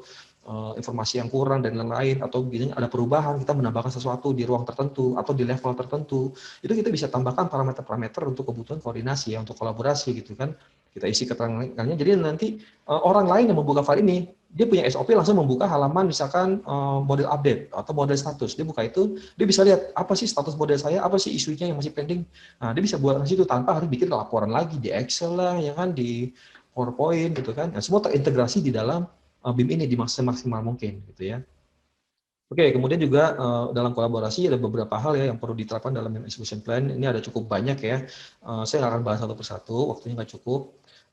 Intinya di sini karena kita kolaborasi, kita perlu terbuka untuk menyamakan ya, misalkan menyamakan sistem penamaan yang kita sepakati nih antara si arsitek sama owner, misalkan kita antara arsitek struktur kualitas desain ya, struktur mungkin sama arsitek sama struktur MEP sama owner ya, itu perlu di mensepakati sistem-sistem penamaan lantai, penamaan ruangan ya, penamaan space, itu perlu diidentifikasi semua ya, karena semua itu nanti akan merujuk ke kita lagi ngomongin apa nih, ruangan mana gitu kan, ruangan ini ID-nya berapa gitu kan. Jadi kita di ruang ID ini masalah gini, jadi kita nggak bicara di lantai 2 dekat as ini, dekat area situ ada gini, kita nggak begitu lagi ya, nanti langsung di space ID-nya sekian, masalahnya gini, perlu ini dan itu dan seterusnya. Nah, ini parameter ya, mungkin di sini contoh sama kode beban. Kita kontraktor kita pakai WBS dan kode beban. Nanti si QS juga punya WBS dan kode beban. Mungkin orang juga punya WBS dan kode bebannya sendiri gitu kan. Nah, itu apakah kemungkinan itu disamakan ya kan? Tapi bisa juga tidak ya, karena itu nih standar internal perusahaannya yang mungkin belum tentu bagian yang bisa disamakan ya. Tapi kemudian ada data-data lainnya kayak jadwal maintenance, daya listrik, spesifikasi, pelumas misalkan estimasi gitu ya. Nah, ini adalah informasi yang dibutuhkan sama owner ya ketika dia berbim ya. Jadi owner yang berbim ini jangan cuma, wah saya minta Revit-nya aja, hasil output-nya. Ya, tapi isinya apa gitu kan? Mau dipakai untuk apa gitu. Nah, jadi owner tuh definitif dulu tuh dia. Dia mau BIM ini tujuannya apa sih? Untuk operation atau buat dilihat-lihat aja gitu kan. Nah, kalau untuk operation pasti dia punya requirement nanti yang harus dipenuhi oleh mungkin di tahap desain maupun di tahap konstruksi. Kemudian ini peran-peran ya, nanti bisa dibaca aja ke materinya di sharing. Peran-peran inti ya yang BIM yang ada di proyek gitu ya. Jadi masing-masing apakah di konsultan, kontraktor ya, vendor mungkin perlu ada nih perwakilan dari peran-peran ini. Dan bukan berarti judul baru ya dalam organisasi mereka ya. Ini bisa dititipkan kepada job role yang sudah ada gitu. Kemudian juga penting kita perlu merumuskan LOD ya, level of detail ya, level of grafiknya, secara grafiknya atau informasinya ya. Ya nanti bisa saja ada dokumentasi dan lain-lain. Kalau saya sih biasa pakai cuma 2 ya, grafik dan informasi gitu ya. Ini perlu didefinisikan karena jangan sampai kita terima order, owner bilang pakai BIM, oke BIM gitu kan. Tapi nanti owner maksudnya datanya sangat lengkap, sementara kita cuma model doang sama data yang saya cukupnya. Nah itu nanti jadi kerjaan yang sangat banyak dan akan jadi dispute gitu ya. Dan ini harus jelas gitu di awal. Oke, kita jadi LOD-nya semana nih gitu kan. LOD ini kapan kita kasih, di awal apa di akhir atau kapan gitu kan. Itu harus jelas gitu ya. Supaya nanti kita bisa manage resources-nya. Kalau kan nanti ada proyek karyawan perusahaan kalau cuma 5, tiba-tiba harus mereka 20 karyawan baru untuk 2 bulan ke depan gitu. Habis itu nanti dibeban lagi gitu kan, jadi nggak efisien ya.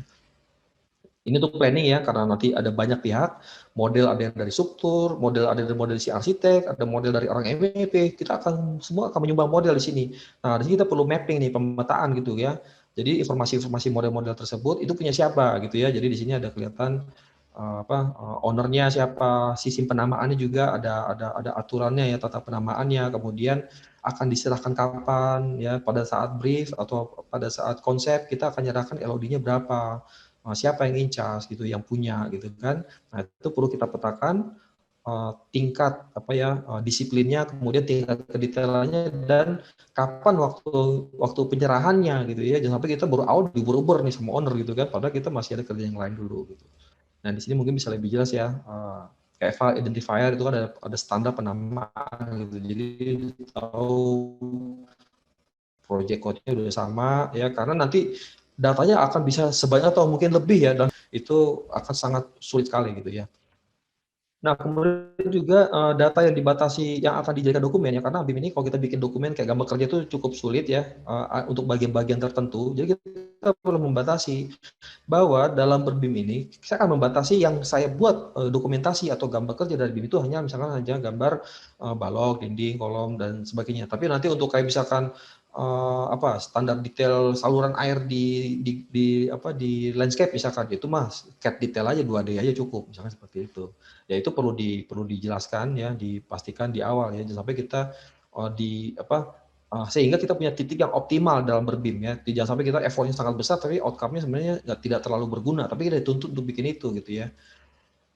Oke, ini mungkin perannya ya, bahwa itu nanti ada konsultan arsitek itu ada di area konsep desain dan desain gitu ya. Nanti selanjutnya nanti ada kontraktor, dan masing-masing pihak itu ada perwakilannya ya, ada perwakilan dari PIC-PICB dan masing-masing stakeholder tersebut. Nah ini juga mungkin idealnya bahwa dalam BIM itu modal itu jangan dibuat oleh satu orang ya, tapi kita semua bersama-sama berkontribusi. Ya kadang-kadang ada satu proyek MEP struktur nggak bikin BIM, semuanya diserahin ke arsitek, arsiteknya yang bikin BIM, itu dibikinin semuanya ya sampai MEP, MPP-nya gitu ya. Dan itu sangat sayang ya, karena mungkin modelnya jadi ya, tapi informasinya, intentnya ya, desain intentnya itu nggak maksimal sampai di situ gitu kan. Karena beda ketika arsitek melihat MEP sama orang MEP melihat MEP itu pasti akan beda gitu.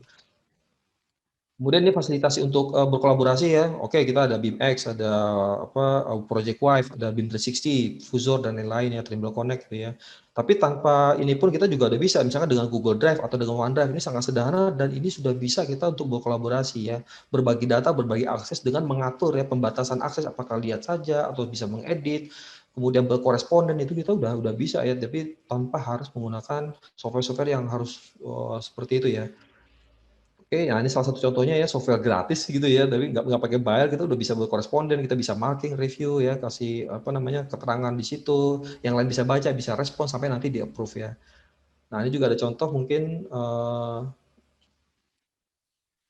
ya ini sangat sederhana ya, kita hanya pakai hanya pakai Google Drive, kita udah bisa koresponden seperti kita pakai CDE BIM 360 gitu kan.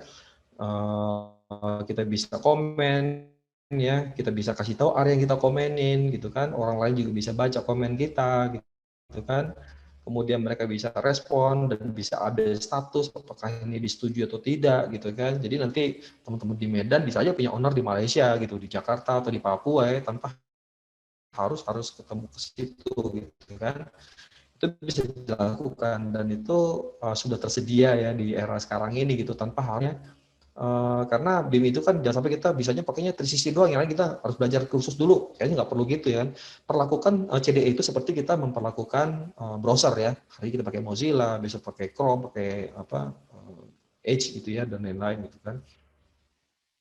Sehingga juga saya juga pernah ada suatu pekerjaan yang perlu saya bantu gitu kan, saya kasih syarat saya mengerjain tapi saya tidak ada rapat offline. Nah bisa seperti itu gitu, dan mereka ya udah gitu, kamu kalau kayak gitu kan ya, karena kan saya nggak bisa gitu untuk offline, akhirnya jadi gitu ya. Kemudian di sini ada yang platform ya, dokumen CDE ya, kunci utamanya yaitu untuk sebagai penyimpanan dan distribusi dokumen ya, distribusi dokumen yang terlacak, kemudian bisa pengaturan akses. Kemudian isu ini kalau di platform kadang-kadang dirancang untuk menanyakan ya, untuk komen dengan sesuatu ya. Bahkan teman ini ada arsitek, ada anggota timnya misalkan 3, ada drafter sekian. Itu nanti bisa menggunakan itu ya, isu ini ya sebagai alat untuk maksudnya kamu bikin ini, nanti beresin kamar mandi sampai target tanggal sekian, yang lain beresin RAM tanggal sekian gitu kan. Nanti akan berbalas komen tuh di isu itu gitu kan. Dan itu nanti terasosiasi dengan 3D model atau dengan gambar 2D-nya gitu kan. Nah itu kan kerjasamanya jadi lebih seamless, paperless gitu ya. Karena ketika saya di konsultasi itu saya masih berada di zaman yang saya harus mencetak gambar, dicetak dulu gitu kan, kemudian tandain apa yang mau isunya apa aja sih, saya cloudin gitu kan, nanti buat bahan meeting gitu kan, meeting buat gambar 500 lembar, 300 lembar gitu kan, apa yang mau dibahas gitu ya. Nah ini sekarang udah nggak perlu lagi pakai, tadi Google Drive aja udah bisa tuh. Oke, ini masalah setting aja ya, masalah anggota di Google Drive, di CDE ya, kita perlu setting anggota, mengatur akses ini, jangan sampai semua bisa akses semua, mengatur folder standar ya, yang harus yang standar gitu, sehingga kita tahu nih kalau nanti udah di approve gambar tuh akan pindah kemana gitu ya. Nah, ini juga pengaturan isu juga kita perlu setting ya, type-nya sesuai dengan bidang kita ya, kalau pakai kita sebagai kontraktor, pakai kita sebagai konsultan atau sebagai owner, itu kita bisa custom. Dan tidak ada keharusan ya harus pakai CDE-nya harus ini, itu nggak ada ya dalam ISO 19650 ya. Itu kita tidak diharuskan harus pakai merek tertentu, nggak ada. Yang penting kita ada prosesnya itu sesuai gitu. Oke, ini mungkin nggak perlu ya, ini masalah setting aja. Nah, ini mungkin diagram yang lebih besarnya lagi ya. Kita bisa lihat peran arsitek ada di situ. Ya, dan di sini kalau kita bisa dalam proses serial, jadi desain dulu, desain terus standar terus bangun gitu ya. Sebenarnya ini bisa dilakukan hampir berbarengan gitu ya. Tetap arsitek yang di depan gitu, tapi secara simultan hampir bersamaan gitu, karena datanya bisa diakses secara real time. Jadi ketika si arsitek ngerancang, si kontraktor juga udah bisa ancang-ancang gitu ya, mau nanti saya nyiapin tower yang kayak gini, sebaiknya gini dan seterusnya gitu ya. Dan apa namanya, knowledge-nya itu bisa di-sharing lebih dari banyak stakeholder ya, kontraktor, spesialis, kemudian operation owner itu bisa apa namanya menyumbang pemikirannya di awal sekali. Jadi kalau ada hal-hal yang kurang tepat misalkan itu bisa diantisipasi di tahap yang paling awal ya. Sehingga memungkinkan kita untuk apa namanya menjalankan integrated design delivery ya, atau integrated project delivery. Jadi di mana proses ini nggak serial lagi gitu ya. Karena kenapa bisa begini? Karena kita sudah punya cara memproduksi informasi dengan sangat cepat gitu kan. Kemudian kita bisa berkomunikasi antar stakeholder juga dengan sangat cepat, real time dan terlacak gitu ya. Nggak perlu kita nyetak-nyetak punya lemari file yang tebal-tebal ya buat ngelacak dulu ada isu apa aja gitu kan. Nah, karena biar gimana pun saya banyak konsultan, dia kan tidak punya pengalaman dalam mengoperasikan gedung gitu kan, atau dalam melaksanakan konstruksi, itu spesialisnya mungkin building manager atau building management atau kontraktor gitu kan. Nah, gimana caranya supaya pemikiran ini bisa masuk di awal gitu. Jadi ketika arsitek yang ngedesain, masukan-masukan itu sudah bisa di-sharingkan di awal gitu. Nah, idenya seperti ini, dan ini juga nggak mudah ya. Karena butuh komitmen, karena kontraktor juga nggak mau ikutan mikir ya ketika dia belum belum pasti bahwa dia akan jadi kontraktornya gitu kan, atau ketika dia dipastikan harganya berapa dulu gitu kan, atau begitu jadi harganya murah gitu nggak masuk, nah, kan pusing juga. Jadi perlu ada skema-skema ya, misalkan oke, berdasarkan pengalaman gitu kan, budget bangunan sekian, sepakatin budget dulu, setelah budgetnya sepakat nanti berapapun yang diefisienkan dari budget tersebut di sharing dong kepada anggota tim, karena kan ini hasil pemikiran mereka semua gitu kan, kira-kira seperti itu. Oke, mungkin saya masuk ke tahap kesimpulan ya. Jadi kalau tadi ada banyak hal, ini saya akan fokus kepada beberapa hal inti aja ya.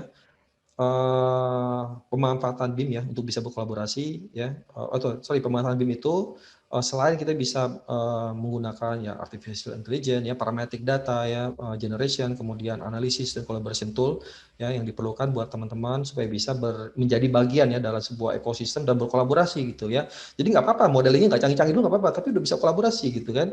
Nah, kemudian juga internal standar ya, misalkan teman-teman yang punya perusahaan desain gitu ya, pasti punya company, punya standar perusahaan gitu kan, standar nama dinding, standar garis dan sebagainya. Nah, itu perlu terbuka welcome gitu kan terhadap nanti kemungkinan akan disamakan ketika dalam sebuah proyek BIM gitu ya.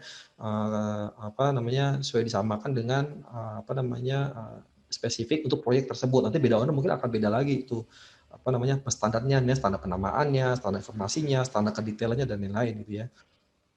Ya kemudian ya yang pasti kemampuan pembangunan data ya, pembangunan informasi BIM tersebut ya. Jadi BIM itu kita bikin grafik, kita bikin informasi kan. Apakah itu nanti dibikin dengan menggunakan parametric object atau pakai sederhana seperti yang mungkin modeling 3D yang basic-basic gitu ya, atau pakai generative design misalkan, pakai artificial intelligence. Itu bebas aja ya. Itu tinggal dihitung aja tuh murahan pakai AI atau pakai orang ya, pakai AI mungkin investasinya sekian banyak gitu kan, tapi pakai orang ya orangnya udah ready siap kerja kira-kira seperti itu. Kemudian cloud base ya, jadi apapun kita harus cloud friendly gitu loh. Jadi ya membiasakan untuk akses melalui cloud. Kalau nggak mau ngasih file asli ya kasih aja PDF-nya gitu kan, PDF, atau kasih cloud yang tidak bisa di download, hanya bisa dilihat gitu ya. Misalkan oke, ini saya akan kasih bukakan channel download setelah misalkan tagihan termin saya cair, itu bisa gitu kan. Dari itu nyaman kan, jadi kita nggak perlu tantang sama owner. Dia owner minta data nih, wah mau belum keluar termin gitu kan, kita kasih dia fotokopi ya, owner juga ini juga nggak jelas juga gitu kan. Nah kalau kita pakai cloud kan kita bisa sharing aja dengan leluasa, kita kasih gitu kan, silakan lihat semuanya. Tapi kan apa gunanya kalau cuma foto di web gitu ya, nggak bisa di download gitu ya, nggak bisa jadi gambar gitu. Nah sebelum download ya cari dulu termin gitu kan, nah langsung kasih password dia bisa download atau dibukain aksesnya gitu. Oke. Nah, yang nomor 5 juga penting, itu membatasi apa peran kita sebagai arsitek, seberapa tingkat kedetailannya, dan kapan kita memberikan informasi tersebut, gitu ya. Itu perlu diperjelas itu. Ya, misalkan arsitek semua cukup sampai LOD 200, 300 maksimal misalkan, ya itu perlu diperjelas, jangan sampai nanti nggak jelas, akhirnya ditutup sampai ngasih LOD 500, sampai gambarnya siap soft drawing misalkan. Oke, mungkin kita ya dari cloud itu udah dibahas ya mengenai cloud dan CDE. Jadi mungkin saya bisa langsung di sini ya. BIM itu cuma alat ya. BIM itu cuma alat seperti sensor ya, memberikan informasi dengan sangat cepat. Jadi kalau di mobil itu ada speedometer, ada temperatur, ada oli dan lain-lain, itu harus real time gitu kan, supaya yang pembalapnya atau supirnya itu bisa tahu secara real time. Terlambat dikasih informasi, ya dia terlambat di action. Misalnya mesinnya udah panas, dia harus berhenti misalkan. Karena nggak ada informasinya terlambat, ya dia terlambat action. Akhirnya keburu rusak misalkan gitu ya kan. Nah, itulah peran BIM seperti itu menurut saya. Jadi dia akan prinsipnya dia mendeliver ya informasi dengan sangat cepat. Nanti kinerjanya ya kembali lagi tergantung arsiteknya, tergantung supirnya ya, tergantung project manajernya gitu kan, tergantung ownernya gitu kan untuk pencapaian tersebut. Tapi yang pasti informasi sudah tersedia nih di depan si pengambil keputusan itu. Nah, apakah akan dimanfaatkan atau tidak? Tergantung supirnya. Bisa aja dia udah overspeed misalkan, dia itu tetap terus aja gitu misalkan gitu, bisa aja gitu ya. Oke, mungkin kira-kira seperti itu karena kan yang saya bisa sampaikan pada pagi hari ini. Lebih kurangnya saya mohon maaf. Waktu dan kesempatan saya kembalikan kepada moderator. Baik, terima kasih Pak atas penjelasannya. Wah, sungguh lengkap juga ya. Tadi kita sudah membahas seputar BIM dan telah dijelaskan oleh Pak Gildam ya. Cukup lengkap materi yang telah disampaikan dan semoga materi yang disampaikan oleh Pak Gildam ini dapat menjadi wawasan ya bagi teman-teman peserta dan sekaligus menjadi referensi dalam mengupgrade ilmu-ilmunya di bidang BIM ini.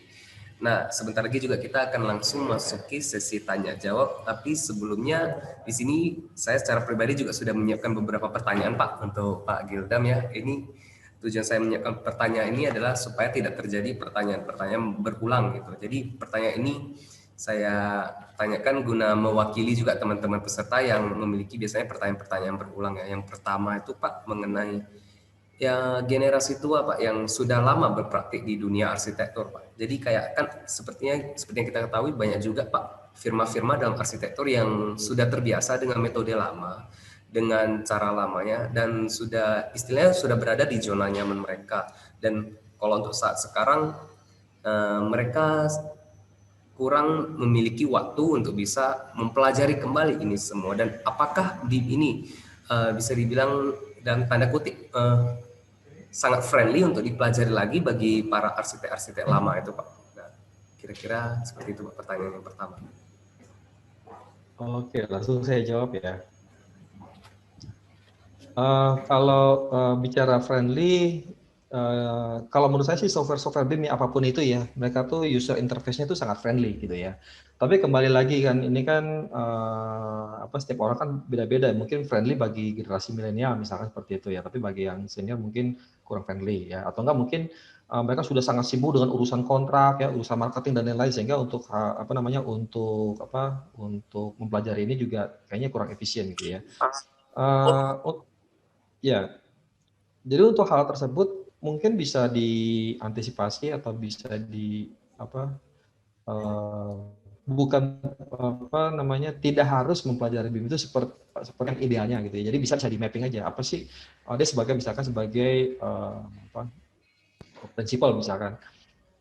Mungkin cukup sekedar nggak perlu bikin dinding deh. Misalnya kalau tadi saya ada contoh yang gimana membuat diagram skematik misalkan. Tidak perlu membuat skematiknya, tapi mungkin skematiknya dibikin oleh juniornya gitu ya, yang membuat skematik garis besarnya. Tapi cukup tahu sekedar menggeser-geser dinding saja, misalkan seperti itu, dibatasi sampai seperti itu ya. Jadi artinya masih bisa berpartisipasi dalam proses itu secara langsung.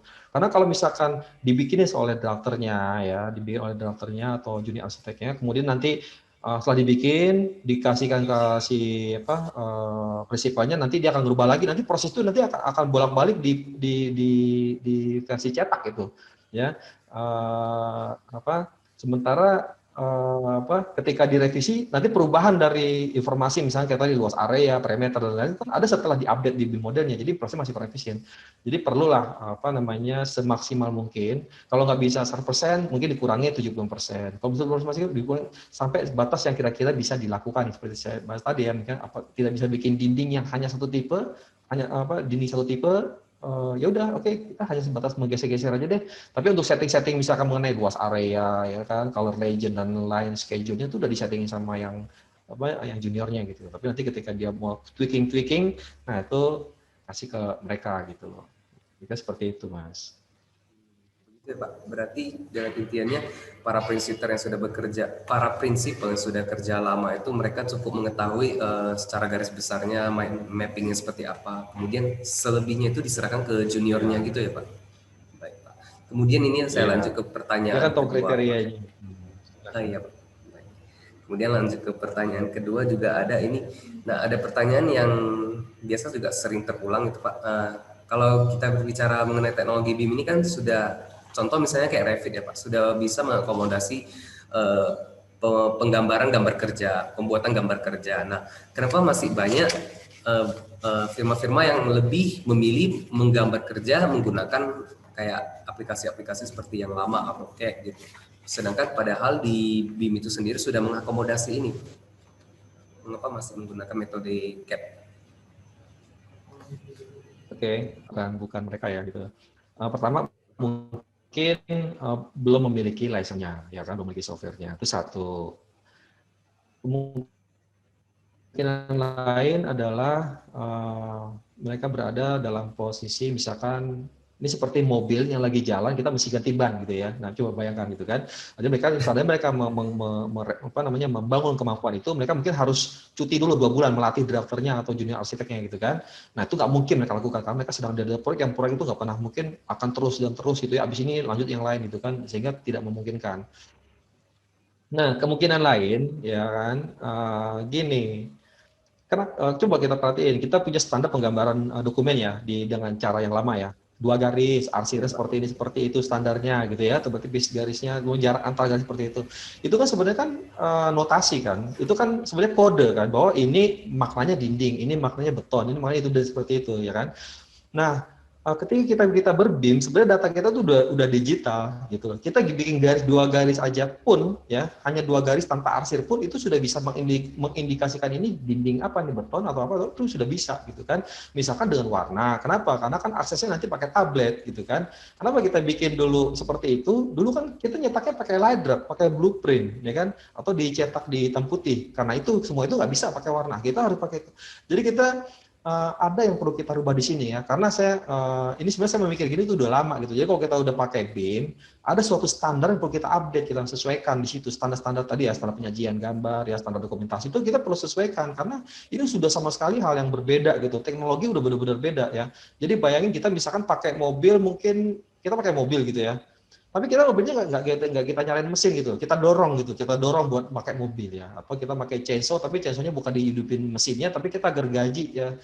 Ini kita masih seperti itu gitu. Dan ini nggak mudah ya, kita nggak mudah ngajak, gini itu nggak mudah gitu. Tapi sayangnya itu sangat dibutuhkan. Jadi kalau teknologinya diupdate ya kita sesuaikanlah standar-standarnya supaya kita bisa ambil maksimal dari teknologi ini gitu. Karena saya pernah lihat contoh nih ya, kayak misalkan kolom praktis ya. Kolom praktis itu dalam standar gambar, saya nggak tahu zaman sekarang masih nggak, kayaknya masih deh. Harus ukurannya begini begitu ya kan, kolom praktis tuh, ya kan di pojok itu ketemu arsir seperti itu. Padahal itu kita bisa kasih notasi aja ya kan. Setiap pertemuan dinding misalkan ada notasi dot misalkan, itu bisa otomatis kan kalau kita pakai software BIM gitu kan. Sehingga itu udah pasti kolom praktis, dan kolom praktis itu udah kriterianya bahwa dia ukurannya segini segitu tuh udah di standar detail gitu, sehingga kita tidak perlu menggambarkan kolom praktis itu seperti itu gitu kan. Harus ada ukurannya ketemu dengan ketebalan light konkretnya gitu kan, nggak perlu itu. Nah itu kita perlu nanti bisa ngerubah, itu perlu ada terobosan dong ya kan, terobosan dari standar, kemudian owner juga ngelihat atau MK yang lihat standar ini juga welcome, oke kita bisa pakai ini gitu, lagi masih bisa. Karena saya ngomong ini beberapa tahun lalu saya udah ngelihat di perusahaan asing itu udah pakai cara seperti itu gitu. Jadi kalau kita masih terjebak dengan cara yang kita pakai 100 tahun lalu, pada sekarang kita udah punya teknologi ini, ya kita dapat manfaat tetap, tapi mungkin hanya 30%, 40% dari kemampuan teknologi tersebut gitu. Berarti intinya kita harus menyesuaikan lagi ya Pak terhadap ini ya, semua standar. Kita perlu ada gerakan penyesuaian standar gitu. Oke, baik Pak. Terus ini pertanyaan berikutnya, dan ini pertanyaan yang cukup sering terulang sih Pak. Spesifikasi laptop yang diperlukan untuk mengerjakan sesuatunya dengan BIM, untuk running BIM itu. Yang banyak orang-orang yang bertanya kayak spesifikasi yang laptop yang diperlukan itu dalam tanda kutip kurang wallet friendly, Pak. Kurang budget friendly gitu. Jadi kan istilahnya dalam ingin menerapkan sistem BIM ini kan teknologinya sudah cukup canggih dan lain sebagainya. Tentu dibutuhkan spesifikasi laptop yang lumayan yang menengah ke atas lah istilahnya. Dan bagi firma-firma mungkin yang sudah berpraktek dengan software-software lama yang sudah tentunya terbiasa, apalagi dengan yang saya tahu sebuah istilah ya, AutoCAD 2007 katanya yang terbaik gitu. Dalam mengerjakan segala sesuatu itu lancar dan sangat stabil gitu. Jadi mereka masih menerapkan dengan AutoCAD itu. Nah, kira-kira dari segi spesifikasi dan pengeluaran gitu, kira-kira gimana tanggapan Bapak seputar masalah ini yang sering muncul? Ya, ini masalah aksesibilitas ya, kita perlu wise ya dalam hal ini gitu ya. Kita jangan terlalu banyak dengan lihat recommended software dari si pemilik software gitu ya. Kita perlu wise. Kita sesuaikan lagi proyek kita skalanya semana. Kita bikin rumah atau bikin gedung, bikin mall gitu kan. Kita bikin ruko atau bikin kantor gitu. Itu kita perlu bagi ke arah situ gitu kan. Nah, kemudian juga peran kita dalam apa nih softwarenya, untuk desain, untuk planning, untuk visualisasi, atau untuk manajemen gitu loh. Untuk manajemen software apa sih? Komputer apa yang paling kantor hari gini? 1 megabyte gitu kan. Pokoknya asal bisa internet, Anda udah bisa mengelola BIM gitu kan ya. Asal bisa internet, ya internet harus lancar dong ya, harus ada speed yang cukup gitu ya. Itu perlu gitu kan. Tapi spek mah nggak perlu tinggi-tinggi, bahkan makin ke depan mungkin speknya makin nggak perlu tinggi karena bahkan nanti prosesnya udah di cloud gitu loh. Mungkin modelnya gitu nanti kita nggak install software lagi di komputer kita akses cloud, nanti cloudnya yang powerful, komputer kita mah yang katrol aja gitu kan. Nah tapi kita udah bisa. Nah mungkin kalau bisa saya kasih sharing ya, kalau untuk proyek yang sedang-sedang gitu ya, kayak gedung-gedung mungkin masih di bawah 10 lantai gitu, itu 8 giga i3 itu udah reasonable kok gitu kan. Planning untuk desain sampai dokumentasi gitu. Tapi kalau untuk visualisasi ya mungkin dia pasti PGA-nya udah nuntut yang tinggi ya. Tinggal nanti dihitung aja ya. Misalkan kita pakai VGA yang rendah tapi nanti yang kerja seminggu gitu kan, atau enggak kita pakai VGA tinggi itu bisa beres dalam 1-2 hari ya. Tinggal hitung aja itu selisih gaji orang per hari itu nutup nggak? Menurut saya sih lebih nutup beli hardware ya, bener nggak gitu kan? Gitu. Itu yang itu, jadi jangan terjebak harus pakai yang spek-spek super gitu ya. Menurut saya kalau untuk authoring, untuk desain, apalagi untuk planner ya, jadi makin tinggi mungkin perannya ya, prinsipal gitu ya, senior arsitek, itu softwarenya makin sederhana menurut saya. Mereka pakai yang paling basic yang di dalam dunia perbiman gitu ya.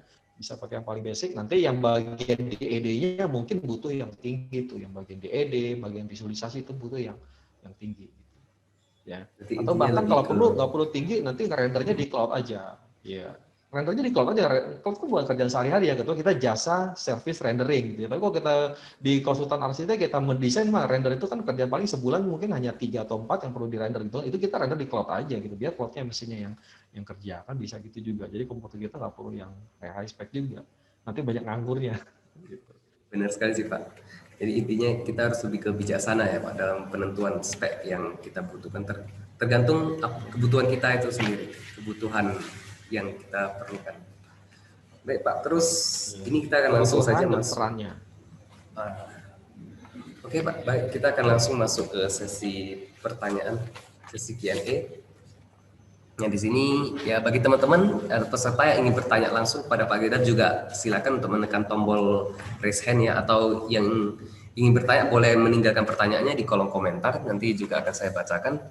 Kemudian sementara itu saya akan lanjut terlebih dahulu untuk membacakan beberapa komentar yang sudah ada ya Pak. Nah, di sini dari Q&A itu sendiri ada pertanyaan ini dari anonymous, pesertanya tidak mencantumkan nama di sini, tapi di sini pertanyaan pertama itu adalah ini lebih ke pertanyaan secara khusus ya, ditujukan kepada LPK. LPK Med menggunakan software BIM apa ya, Revit atau ArchiCAD, dan mengapa lebih memilih software tersebut? Nah, di sini saya ingin menjawabnya secara langsung dulu Pak, nanti baru saya memberikan giliran ke Bapak ya. Kalau saya secara pribadi ya, saya adalah seorang lulusan alumni batch pertama di LPK Med, dan dari awal juga saya sudah menggunakan Revit, dan ini sebenarnya kembali lagi ke preferensi masing-masing juga pengguna. Nah, kalau saya sendiri lebih prefer menggunakan Revit ya, karena dari awal mengenal Revit itu saya juga belajarnya Revit terus dan terbiasa menggunakan aplikasi ini. Terus kemarin saya ingin sharing sedikit ya. Kebetulan saya adalah seorang mahasiswa yang sedang menjalani perkuliahan dan ada salah satu tugas perancangan yang saya kerjakan yaitu perancangan rumah sakit. Nah, jadi pas perancangan rumah sakit itu kan tentu adanya standar-standar ruang yang harus dipenuhi dalam perancangan rumah sakit itu sendiri. Dan ada beberapa website yang saya cari di internet itu, health facility guideline kayak gitu kan. Di website tersebut tersedia file BIM itu dan bisa di-download. Dan format file BIM yang satu-satunya yang tersedia di beberapa website yang telah saya kunjungi itu formatnya Revit Family. Jadi di Revit itu ada istilah yang namanya family, yaitu komponen-komponen yang bisa kita masukkan. Kalau di aplikasi sebelah itu kayak warehouse, kayak SketchUp memiliki warehouse, dan Revit itu memiliki satu komponen family. Dan banyak beberapa website-website, situs-situs resmi pengembangan kayak gitu, mereka memiliki format BIM, dan kebanyakan formatnya itu masih yang Revit Family. Nah, itu juga salah satu alasan saya kenapa saya lebih prefer menggunakan software Revit dibanding ArchiCAD, karena open source-nya lebih banyak dan masih banyak family yang Revit itu lebih banyak dikembangkan pada zaman ini dibanding yang lain. Tapi mungkin itu masih sepengetahuan saya, sepengalaman saya, atau mungkin ada peserta yang memiliki pengalaman yang menggunakan ArchiCAD juga bisa sharing atau gimana, saya kurang ngerti juga. Nah, kalau untuk dari Pak Gildam sendiri, kira-kira menurut Bapak gimana Pak? Seputar pemilihan software BIM itu. Kalau kita di Waskita kita pakai banyak macam-macam software ya, tergantung tergantung jenis proyek yang kita kerjakan gitu. Jadi kita ada AEC, ada Outline, ada Graphisoft ya, ArchiCAD ya, SketchUp juga ada. Jadi kita ada banyak aplikasi ya. Kita pilih yang paling sesuai dengan jenis pekerjaan yang akan dikerjakan. Tapi memang yang utamanya mainstreamnya kita pakai AEC ya, Architecture Engineering Collection. Ya di situ ada Revit-nya, Sultan MEP, ada Navisworks, ada Infraworks, ada Nene, aduh sekitar 22.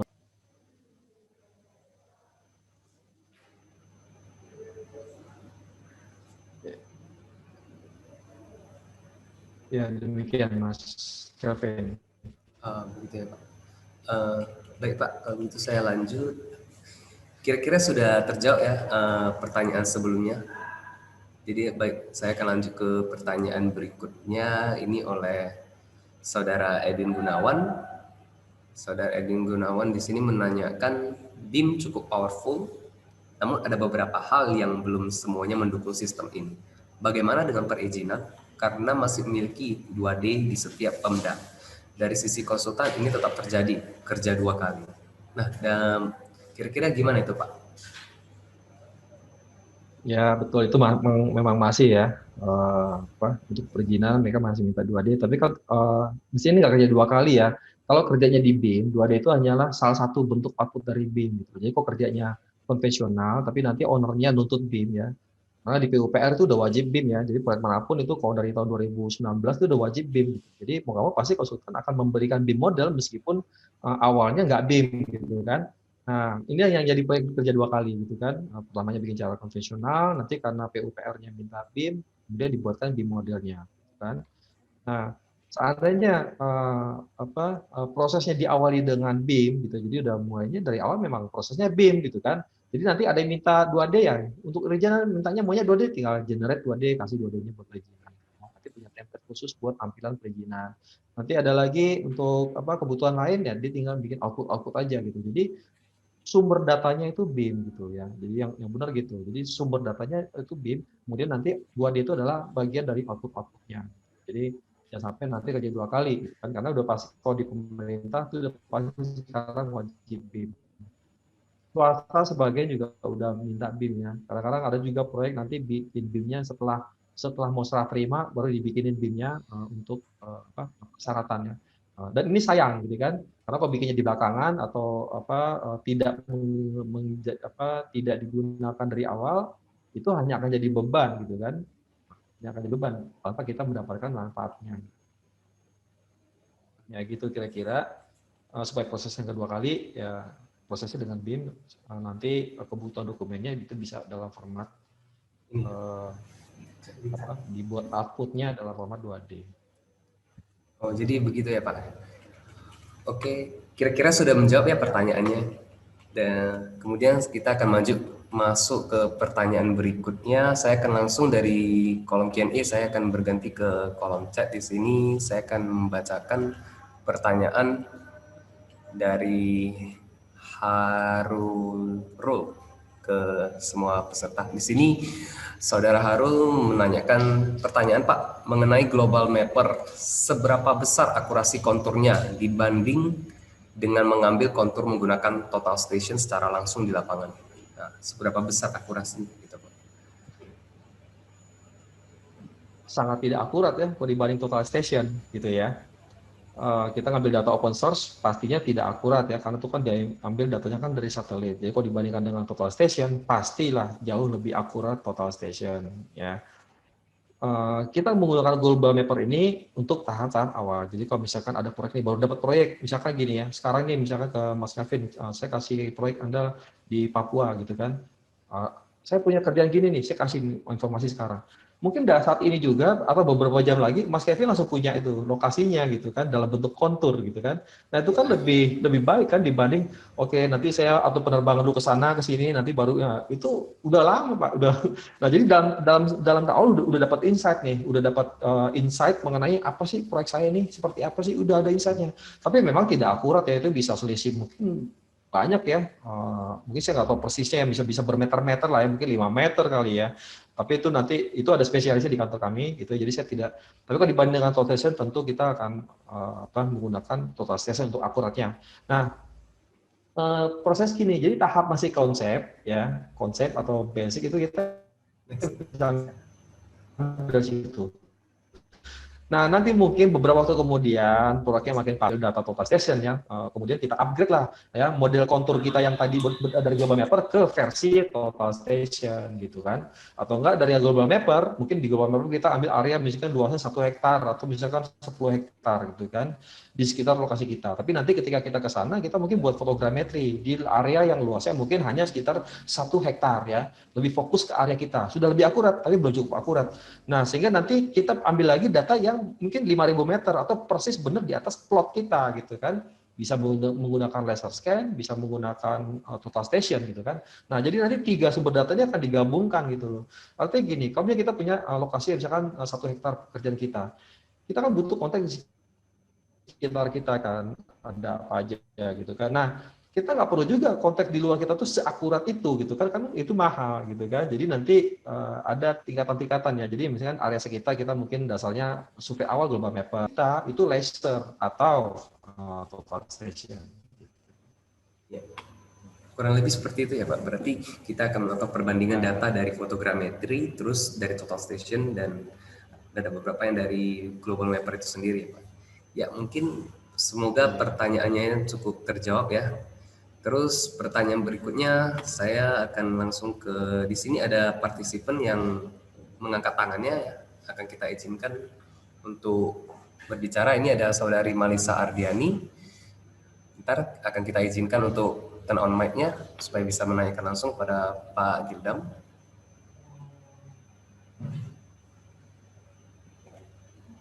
Baik, untuk saudari Malisa, halo. Ya, pada saudari Malisa. Baik, kita akan menghitung mundur ya dalam 5 detik. 5 detik jika tidak ada respon maka kita skip. 5, 4, 3, 2, 1. Baik, tidak ada respon ya. Baik, kita akan langsung menuju ke pertanyaan berikutnya. Di sini saya akan bacakan dari kolom komentar di chat. Saya akan membahas pertanyaan berikutnya. Nah, ini dari Enjang Wahyudin. Nah, di sini Saudara Enjang menanyakan, diagram alir untuk mengaplikasikan BIM seperti apa dan contoh aplikasi yang sering digunakan di Indonesia, Pak? Diagram alur. Diagram alur ya. Mungkin yang tadi saya udah share di slide itu kan saya tadi ada slide terakhir. Mungkin saya bisa sharing.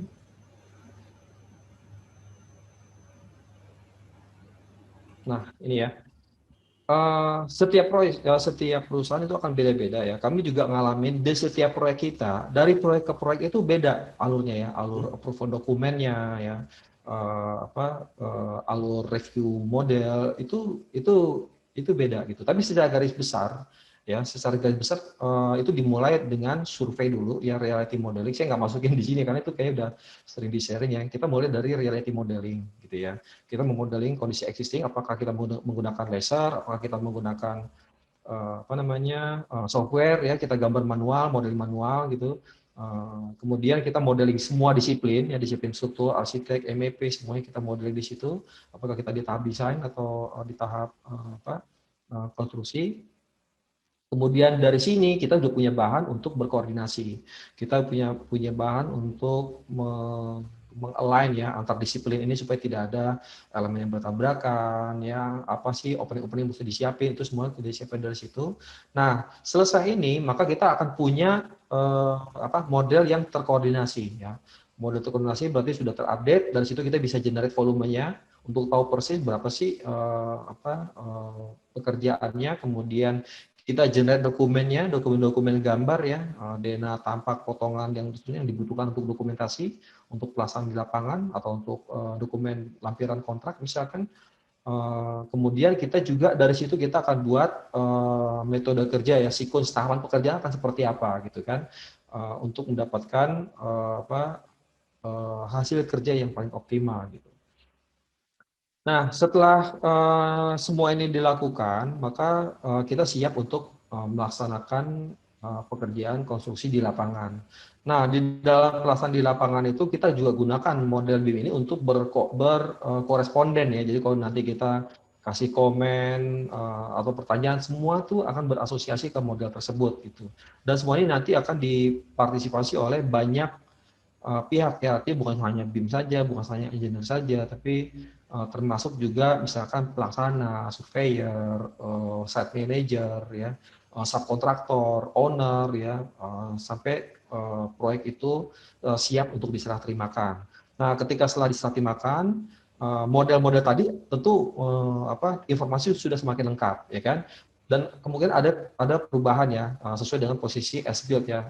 Setelah dibangun mungkin ada pergeseran, perubahan posisi kolom atau ganti dimensi, itu perlu semua diupdate sehingga ini semua akan diserahkan ke owner ya. Sama owner nanti akan digunakan untuk facility management ya, dengan software yang lainnya gitu. Jadi nanti ada aplikasi lain lagi untuk dilanjutkan ke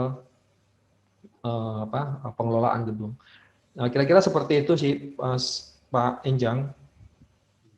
Baik, semoga pertanyaannya cukup terjawab ya. Baik, kita akan langsung memasuki ke ini pertanyaan terakhir ya teman-teman. Jadi bagi pertanyaan-pertanyaan dari teman-teman yang belum terjawab, bisa silakan langsung mengirimkan pertanyaannya ke email Pak Gildam ya Pak. Bisa dikirimkan ke email biar nanti dijawab di sana juga.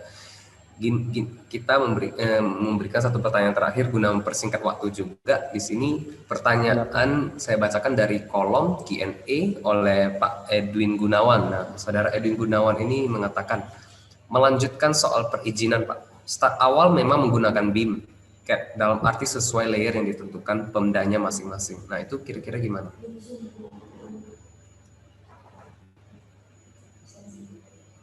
Start awal memang menggunakan BIM, dalam arti sesuai layer yang ditentukan pemdanya. Maksudnya ini pertanyaan atau komen ya? Atau enggak, ini Saudara Erwin kita berikan kesempatan untuk bertanya langsung. Mungkin kita akan memberikan kesempatan untuk Saudara Erwin, silakan present. Nah, ya, halo Pak Erwin.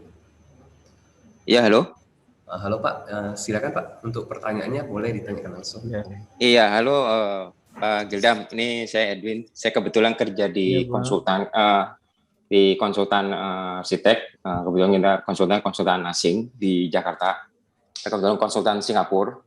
Jadi di sini itu terus terang masih masalah izin sih. Di luar itu ya oke lah, kita masih inilah gitu. Tapi yang sering kita alamin adalah pada saat emang perizinan itu kita mengharuskan Pemda masih ada yang minta CAT gitu. Sejauh ini belum ada requirement Pemda harus BIM file. Nah, CAT-nya itu kalau cuma sekedar CAT, ya kita sih fine aja, nggak ada masalah gitu. Oh, kayaknya happy banget. Tapi kalau CAT-nya udah disuruh layarnya harus begini, begini. Nah, ini benar-benar kerja 2 kali gitu. Nah, masalahnya kan pada saat kita terus komunikasi sama owner, itu kadang-kadang ada bentrokan dari sisi Pemda. Nah, kira-kira gimana nih Pak? Kalau menurut pandangan Bapak aja gitu, karena emang jujur aja dari sisi konsultan itu yang terus menjadi momok tersendiri sih. Ya. Oke, Pak Edwin. Pertama, saya belum pernah mengurus izin proyek besar ya. Artinya proyek mungkin dari konsultan luar di proyek Pemda Jakarta misalkan. Yang pernah saya hadapi paling Pemda untuk proyek-proyek CAT tersebut memang di Indonesia belum menjadi syarat, Pak, belum seperti di Singapura ya, belum menjadi syarat, itu memang masih syaratnya ya CAT gitu ya. Nah, kalau Bapak sudah menggunakan BIM, saya pikir itu udah bagus banget. Dan kalau mereka minta CAT ya tinggal kasih CAT-nya aja, karena kan itu tinggal ekspor CAT aja kan ya Pak ya. Tapi di sini kelihatannya masalahnya kan di layering system ya kan. Setahu saya itu kita bisa merubah nama layer Pak di dalam software BIM itu Pak. Jadi nanti ketika diekspor ke CAD, maka layernya namanya akan seperti yang sudah distandarkan di dalam software gitu. Ya, tinggal nanti Bapak bikin standar ekspor ya, standar ekspor untuk ada tanam misalnya standar ekspor. Karena yang minta cuma Pemda doang ya udah nanti bikin satu aja Pak, standar ekspor layer untuk Pemda misalnya gitu, untuk layering sistemnya. Jadi nanti ketika mau ekspor ke Pemda itu menggunakan pilihan layer tersebut supaya nanti outputnya layernya sesuai dengan apa yang Pemdanya inginkan. Cuman setahu saya ini juga punya keterbatasan. Jadi dia tidak ada misalkan kalau ya mungkin saya nggak tahu ya di Pemda itu layernya sampai detail apa enggak ya karena cukup detail. Beda ya. Misalkan finishing dinding apa layernya, nanti struktur dindingnya apa, nanti arsirnya layernya lain lagi. Nah itu mungkin akan rumit ya. Tapi kalau Nah layernya itu mungkin hanya 2 kendalanya. lapis di dalam dinding, itu bisa diatur di standar layernya aja, disamain sesama mungkin. Nanti ya terpaksa Pak setelah diekspor ada tweaking manual lagi gitu kan untuk layer tersebut gitu. Ya ini mungkin handicap-nya Pak ya, kita hidup di era transisi Pak, jadi era transisi digital, di satu sisi pemerintah kita tuh memotivasi untuk segera go digital, ya kan, tapi di sisi lain peraturan-peraturan semuanya masih belum mengakomodir hal ini. Mungkin kondisi Pak Edwin sama nih dengan perusahaan yang sudah BIM banget gitu ya. Tapi ketika menghadapi dengan Pemda masih seperti ini. Kita juga banyak Pak di proyek kita lain yang apa sih namanya di mana misalkan kita masih diminta contoh gini ya. Kita untuk progress opnam itu kita udah bisa pakai laser ya. Kita dengan lidar ya untuk pekerjaan gali urukan misalkan berapa hektar atau itu kita udah bisa scan dengan lidar. Langsung ukurannya akurat ya, mungkin sentimeter dan akuratnya. Nah, tetapi metode yang diakui oleh BPK itu tidak seperti itu sehingga proses audit progress opnam manual itu berdasarkan aritmatik itu masih harus kita kerjakan gitu dan itu sangat menyayangkan. Kenapa? Kita kehilangan keakuratan datanya kayak gitu. Karena artinya dengan laser kan pasti kan jauh lebih akurat dibanding manual. Tapi ya itulah kondisi yang kita lihat. Jadi kurang lebih mirip Pak. Kita ada beberapa isu yang kita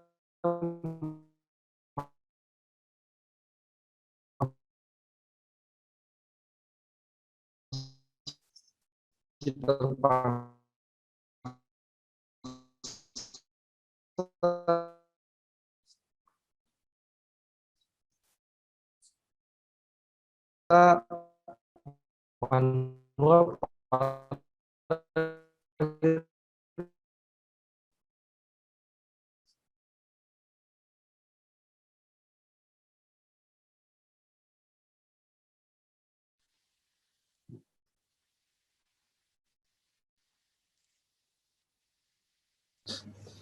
Tes.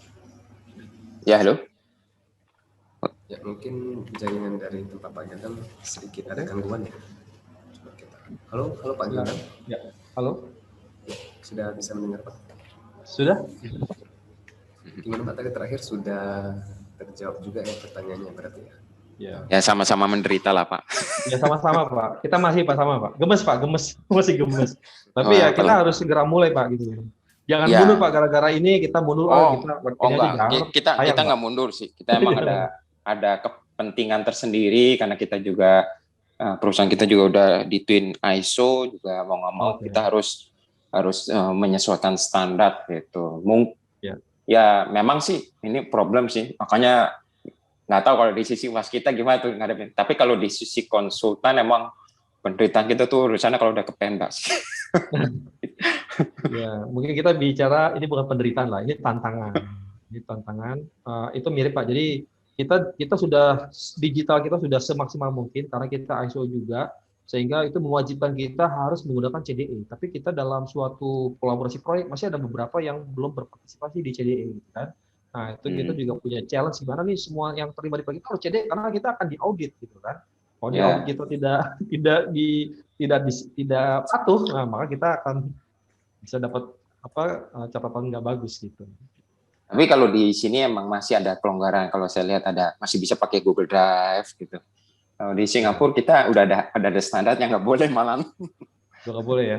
Udah nggak boleh pakai entah pakai yang BIM track atau pakai yang BIM 360 karena emang BIM 360 juga udah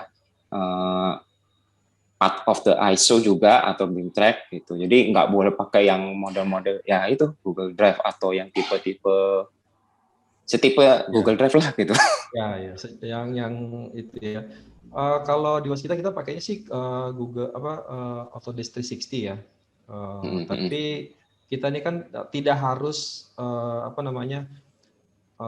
tidak harus untuk yang belum comply dengan ISO, artinya kan boleh dong pakai apapun. Karena tujuan utamanya ada kolaborasinya dulu gitu ya. Jadi ya kalau di sini jangan sampai nggak punya BIM 360 terus tidak kolaborasi gitu lah. Nah, bisa jangan ya. Tidak ada BIM 360 alternatif lah kalau di sini sih. Itu ya. Yang penting kolaborasinya dulu. Jadi culture-nya udah begitu. Culture-nya udah nggak mencetak-cetak lagi, tulis-tulis di gambar yang dicetak itu, kemudian meeting bawa-bawa kertas banyak. Nah, udah nggak begitu lagi gitu. Nah, itu dulu gitu. Jadi nanti ketika di compliance dengan ISO pun prosesnya akan lebih mudah ya karena sudah jadi bagian dari proses lagi sudah jadi bagian dari proses perusahaannya. Karena kalau enggak nanti begitu di ISO harus training dulu, setting dulu apa segala macam banyak ya karena belum comply gitu kan. Nah, gitu. Baik, mungkin kita sudah terjawab ya. Terima kasih. Baik, mungkin dengan terjawabnya pertanyaan terakhir ini, maka berakhirlah sesi tanya jawab kita pada webinar kali ini. Dan kepada teman-teman semua ya, semoga seluruh informasi yang di-sharingkan ini, baik dari segi materi maupun jawaban atas pertanyaan-pertanyaannya pada sesi Q&A ini dapat menjadi sebuah wawasan baru ya bagi teman-teman peserta dan dapat menjadi referensi juga untuk mengupgrade ilmu atau skill teman-teman dalam menerapkan teknologi BIM ini.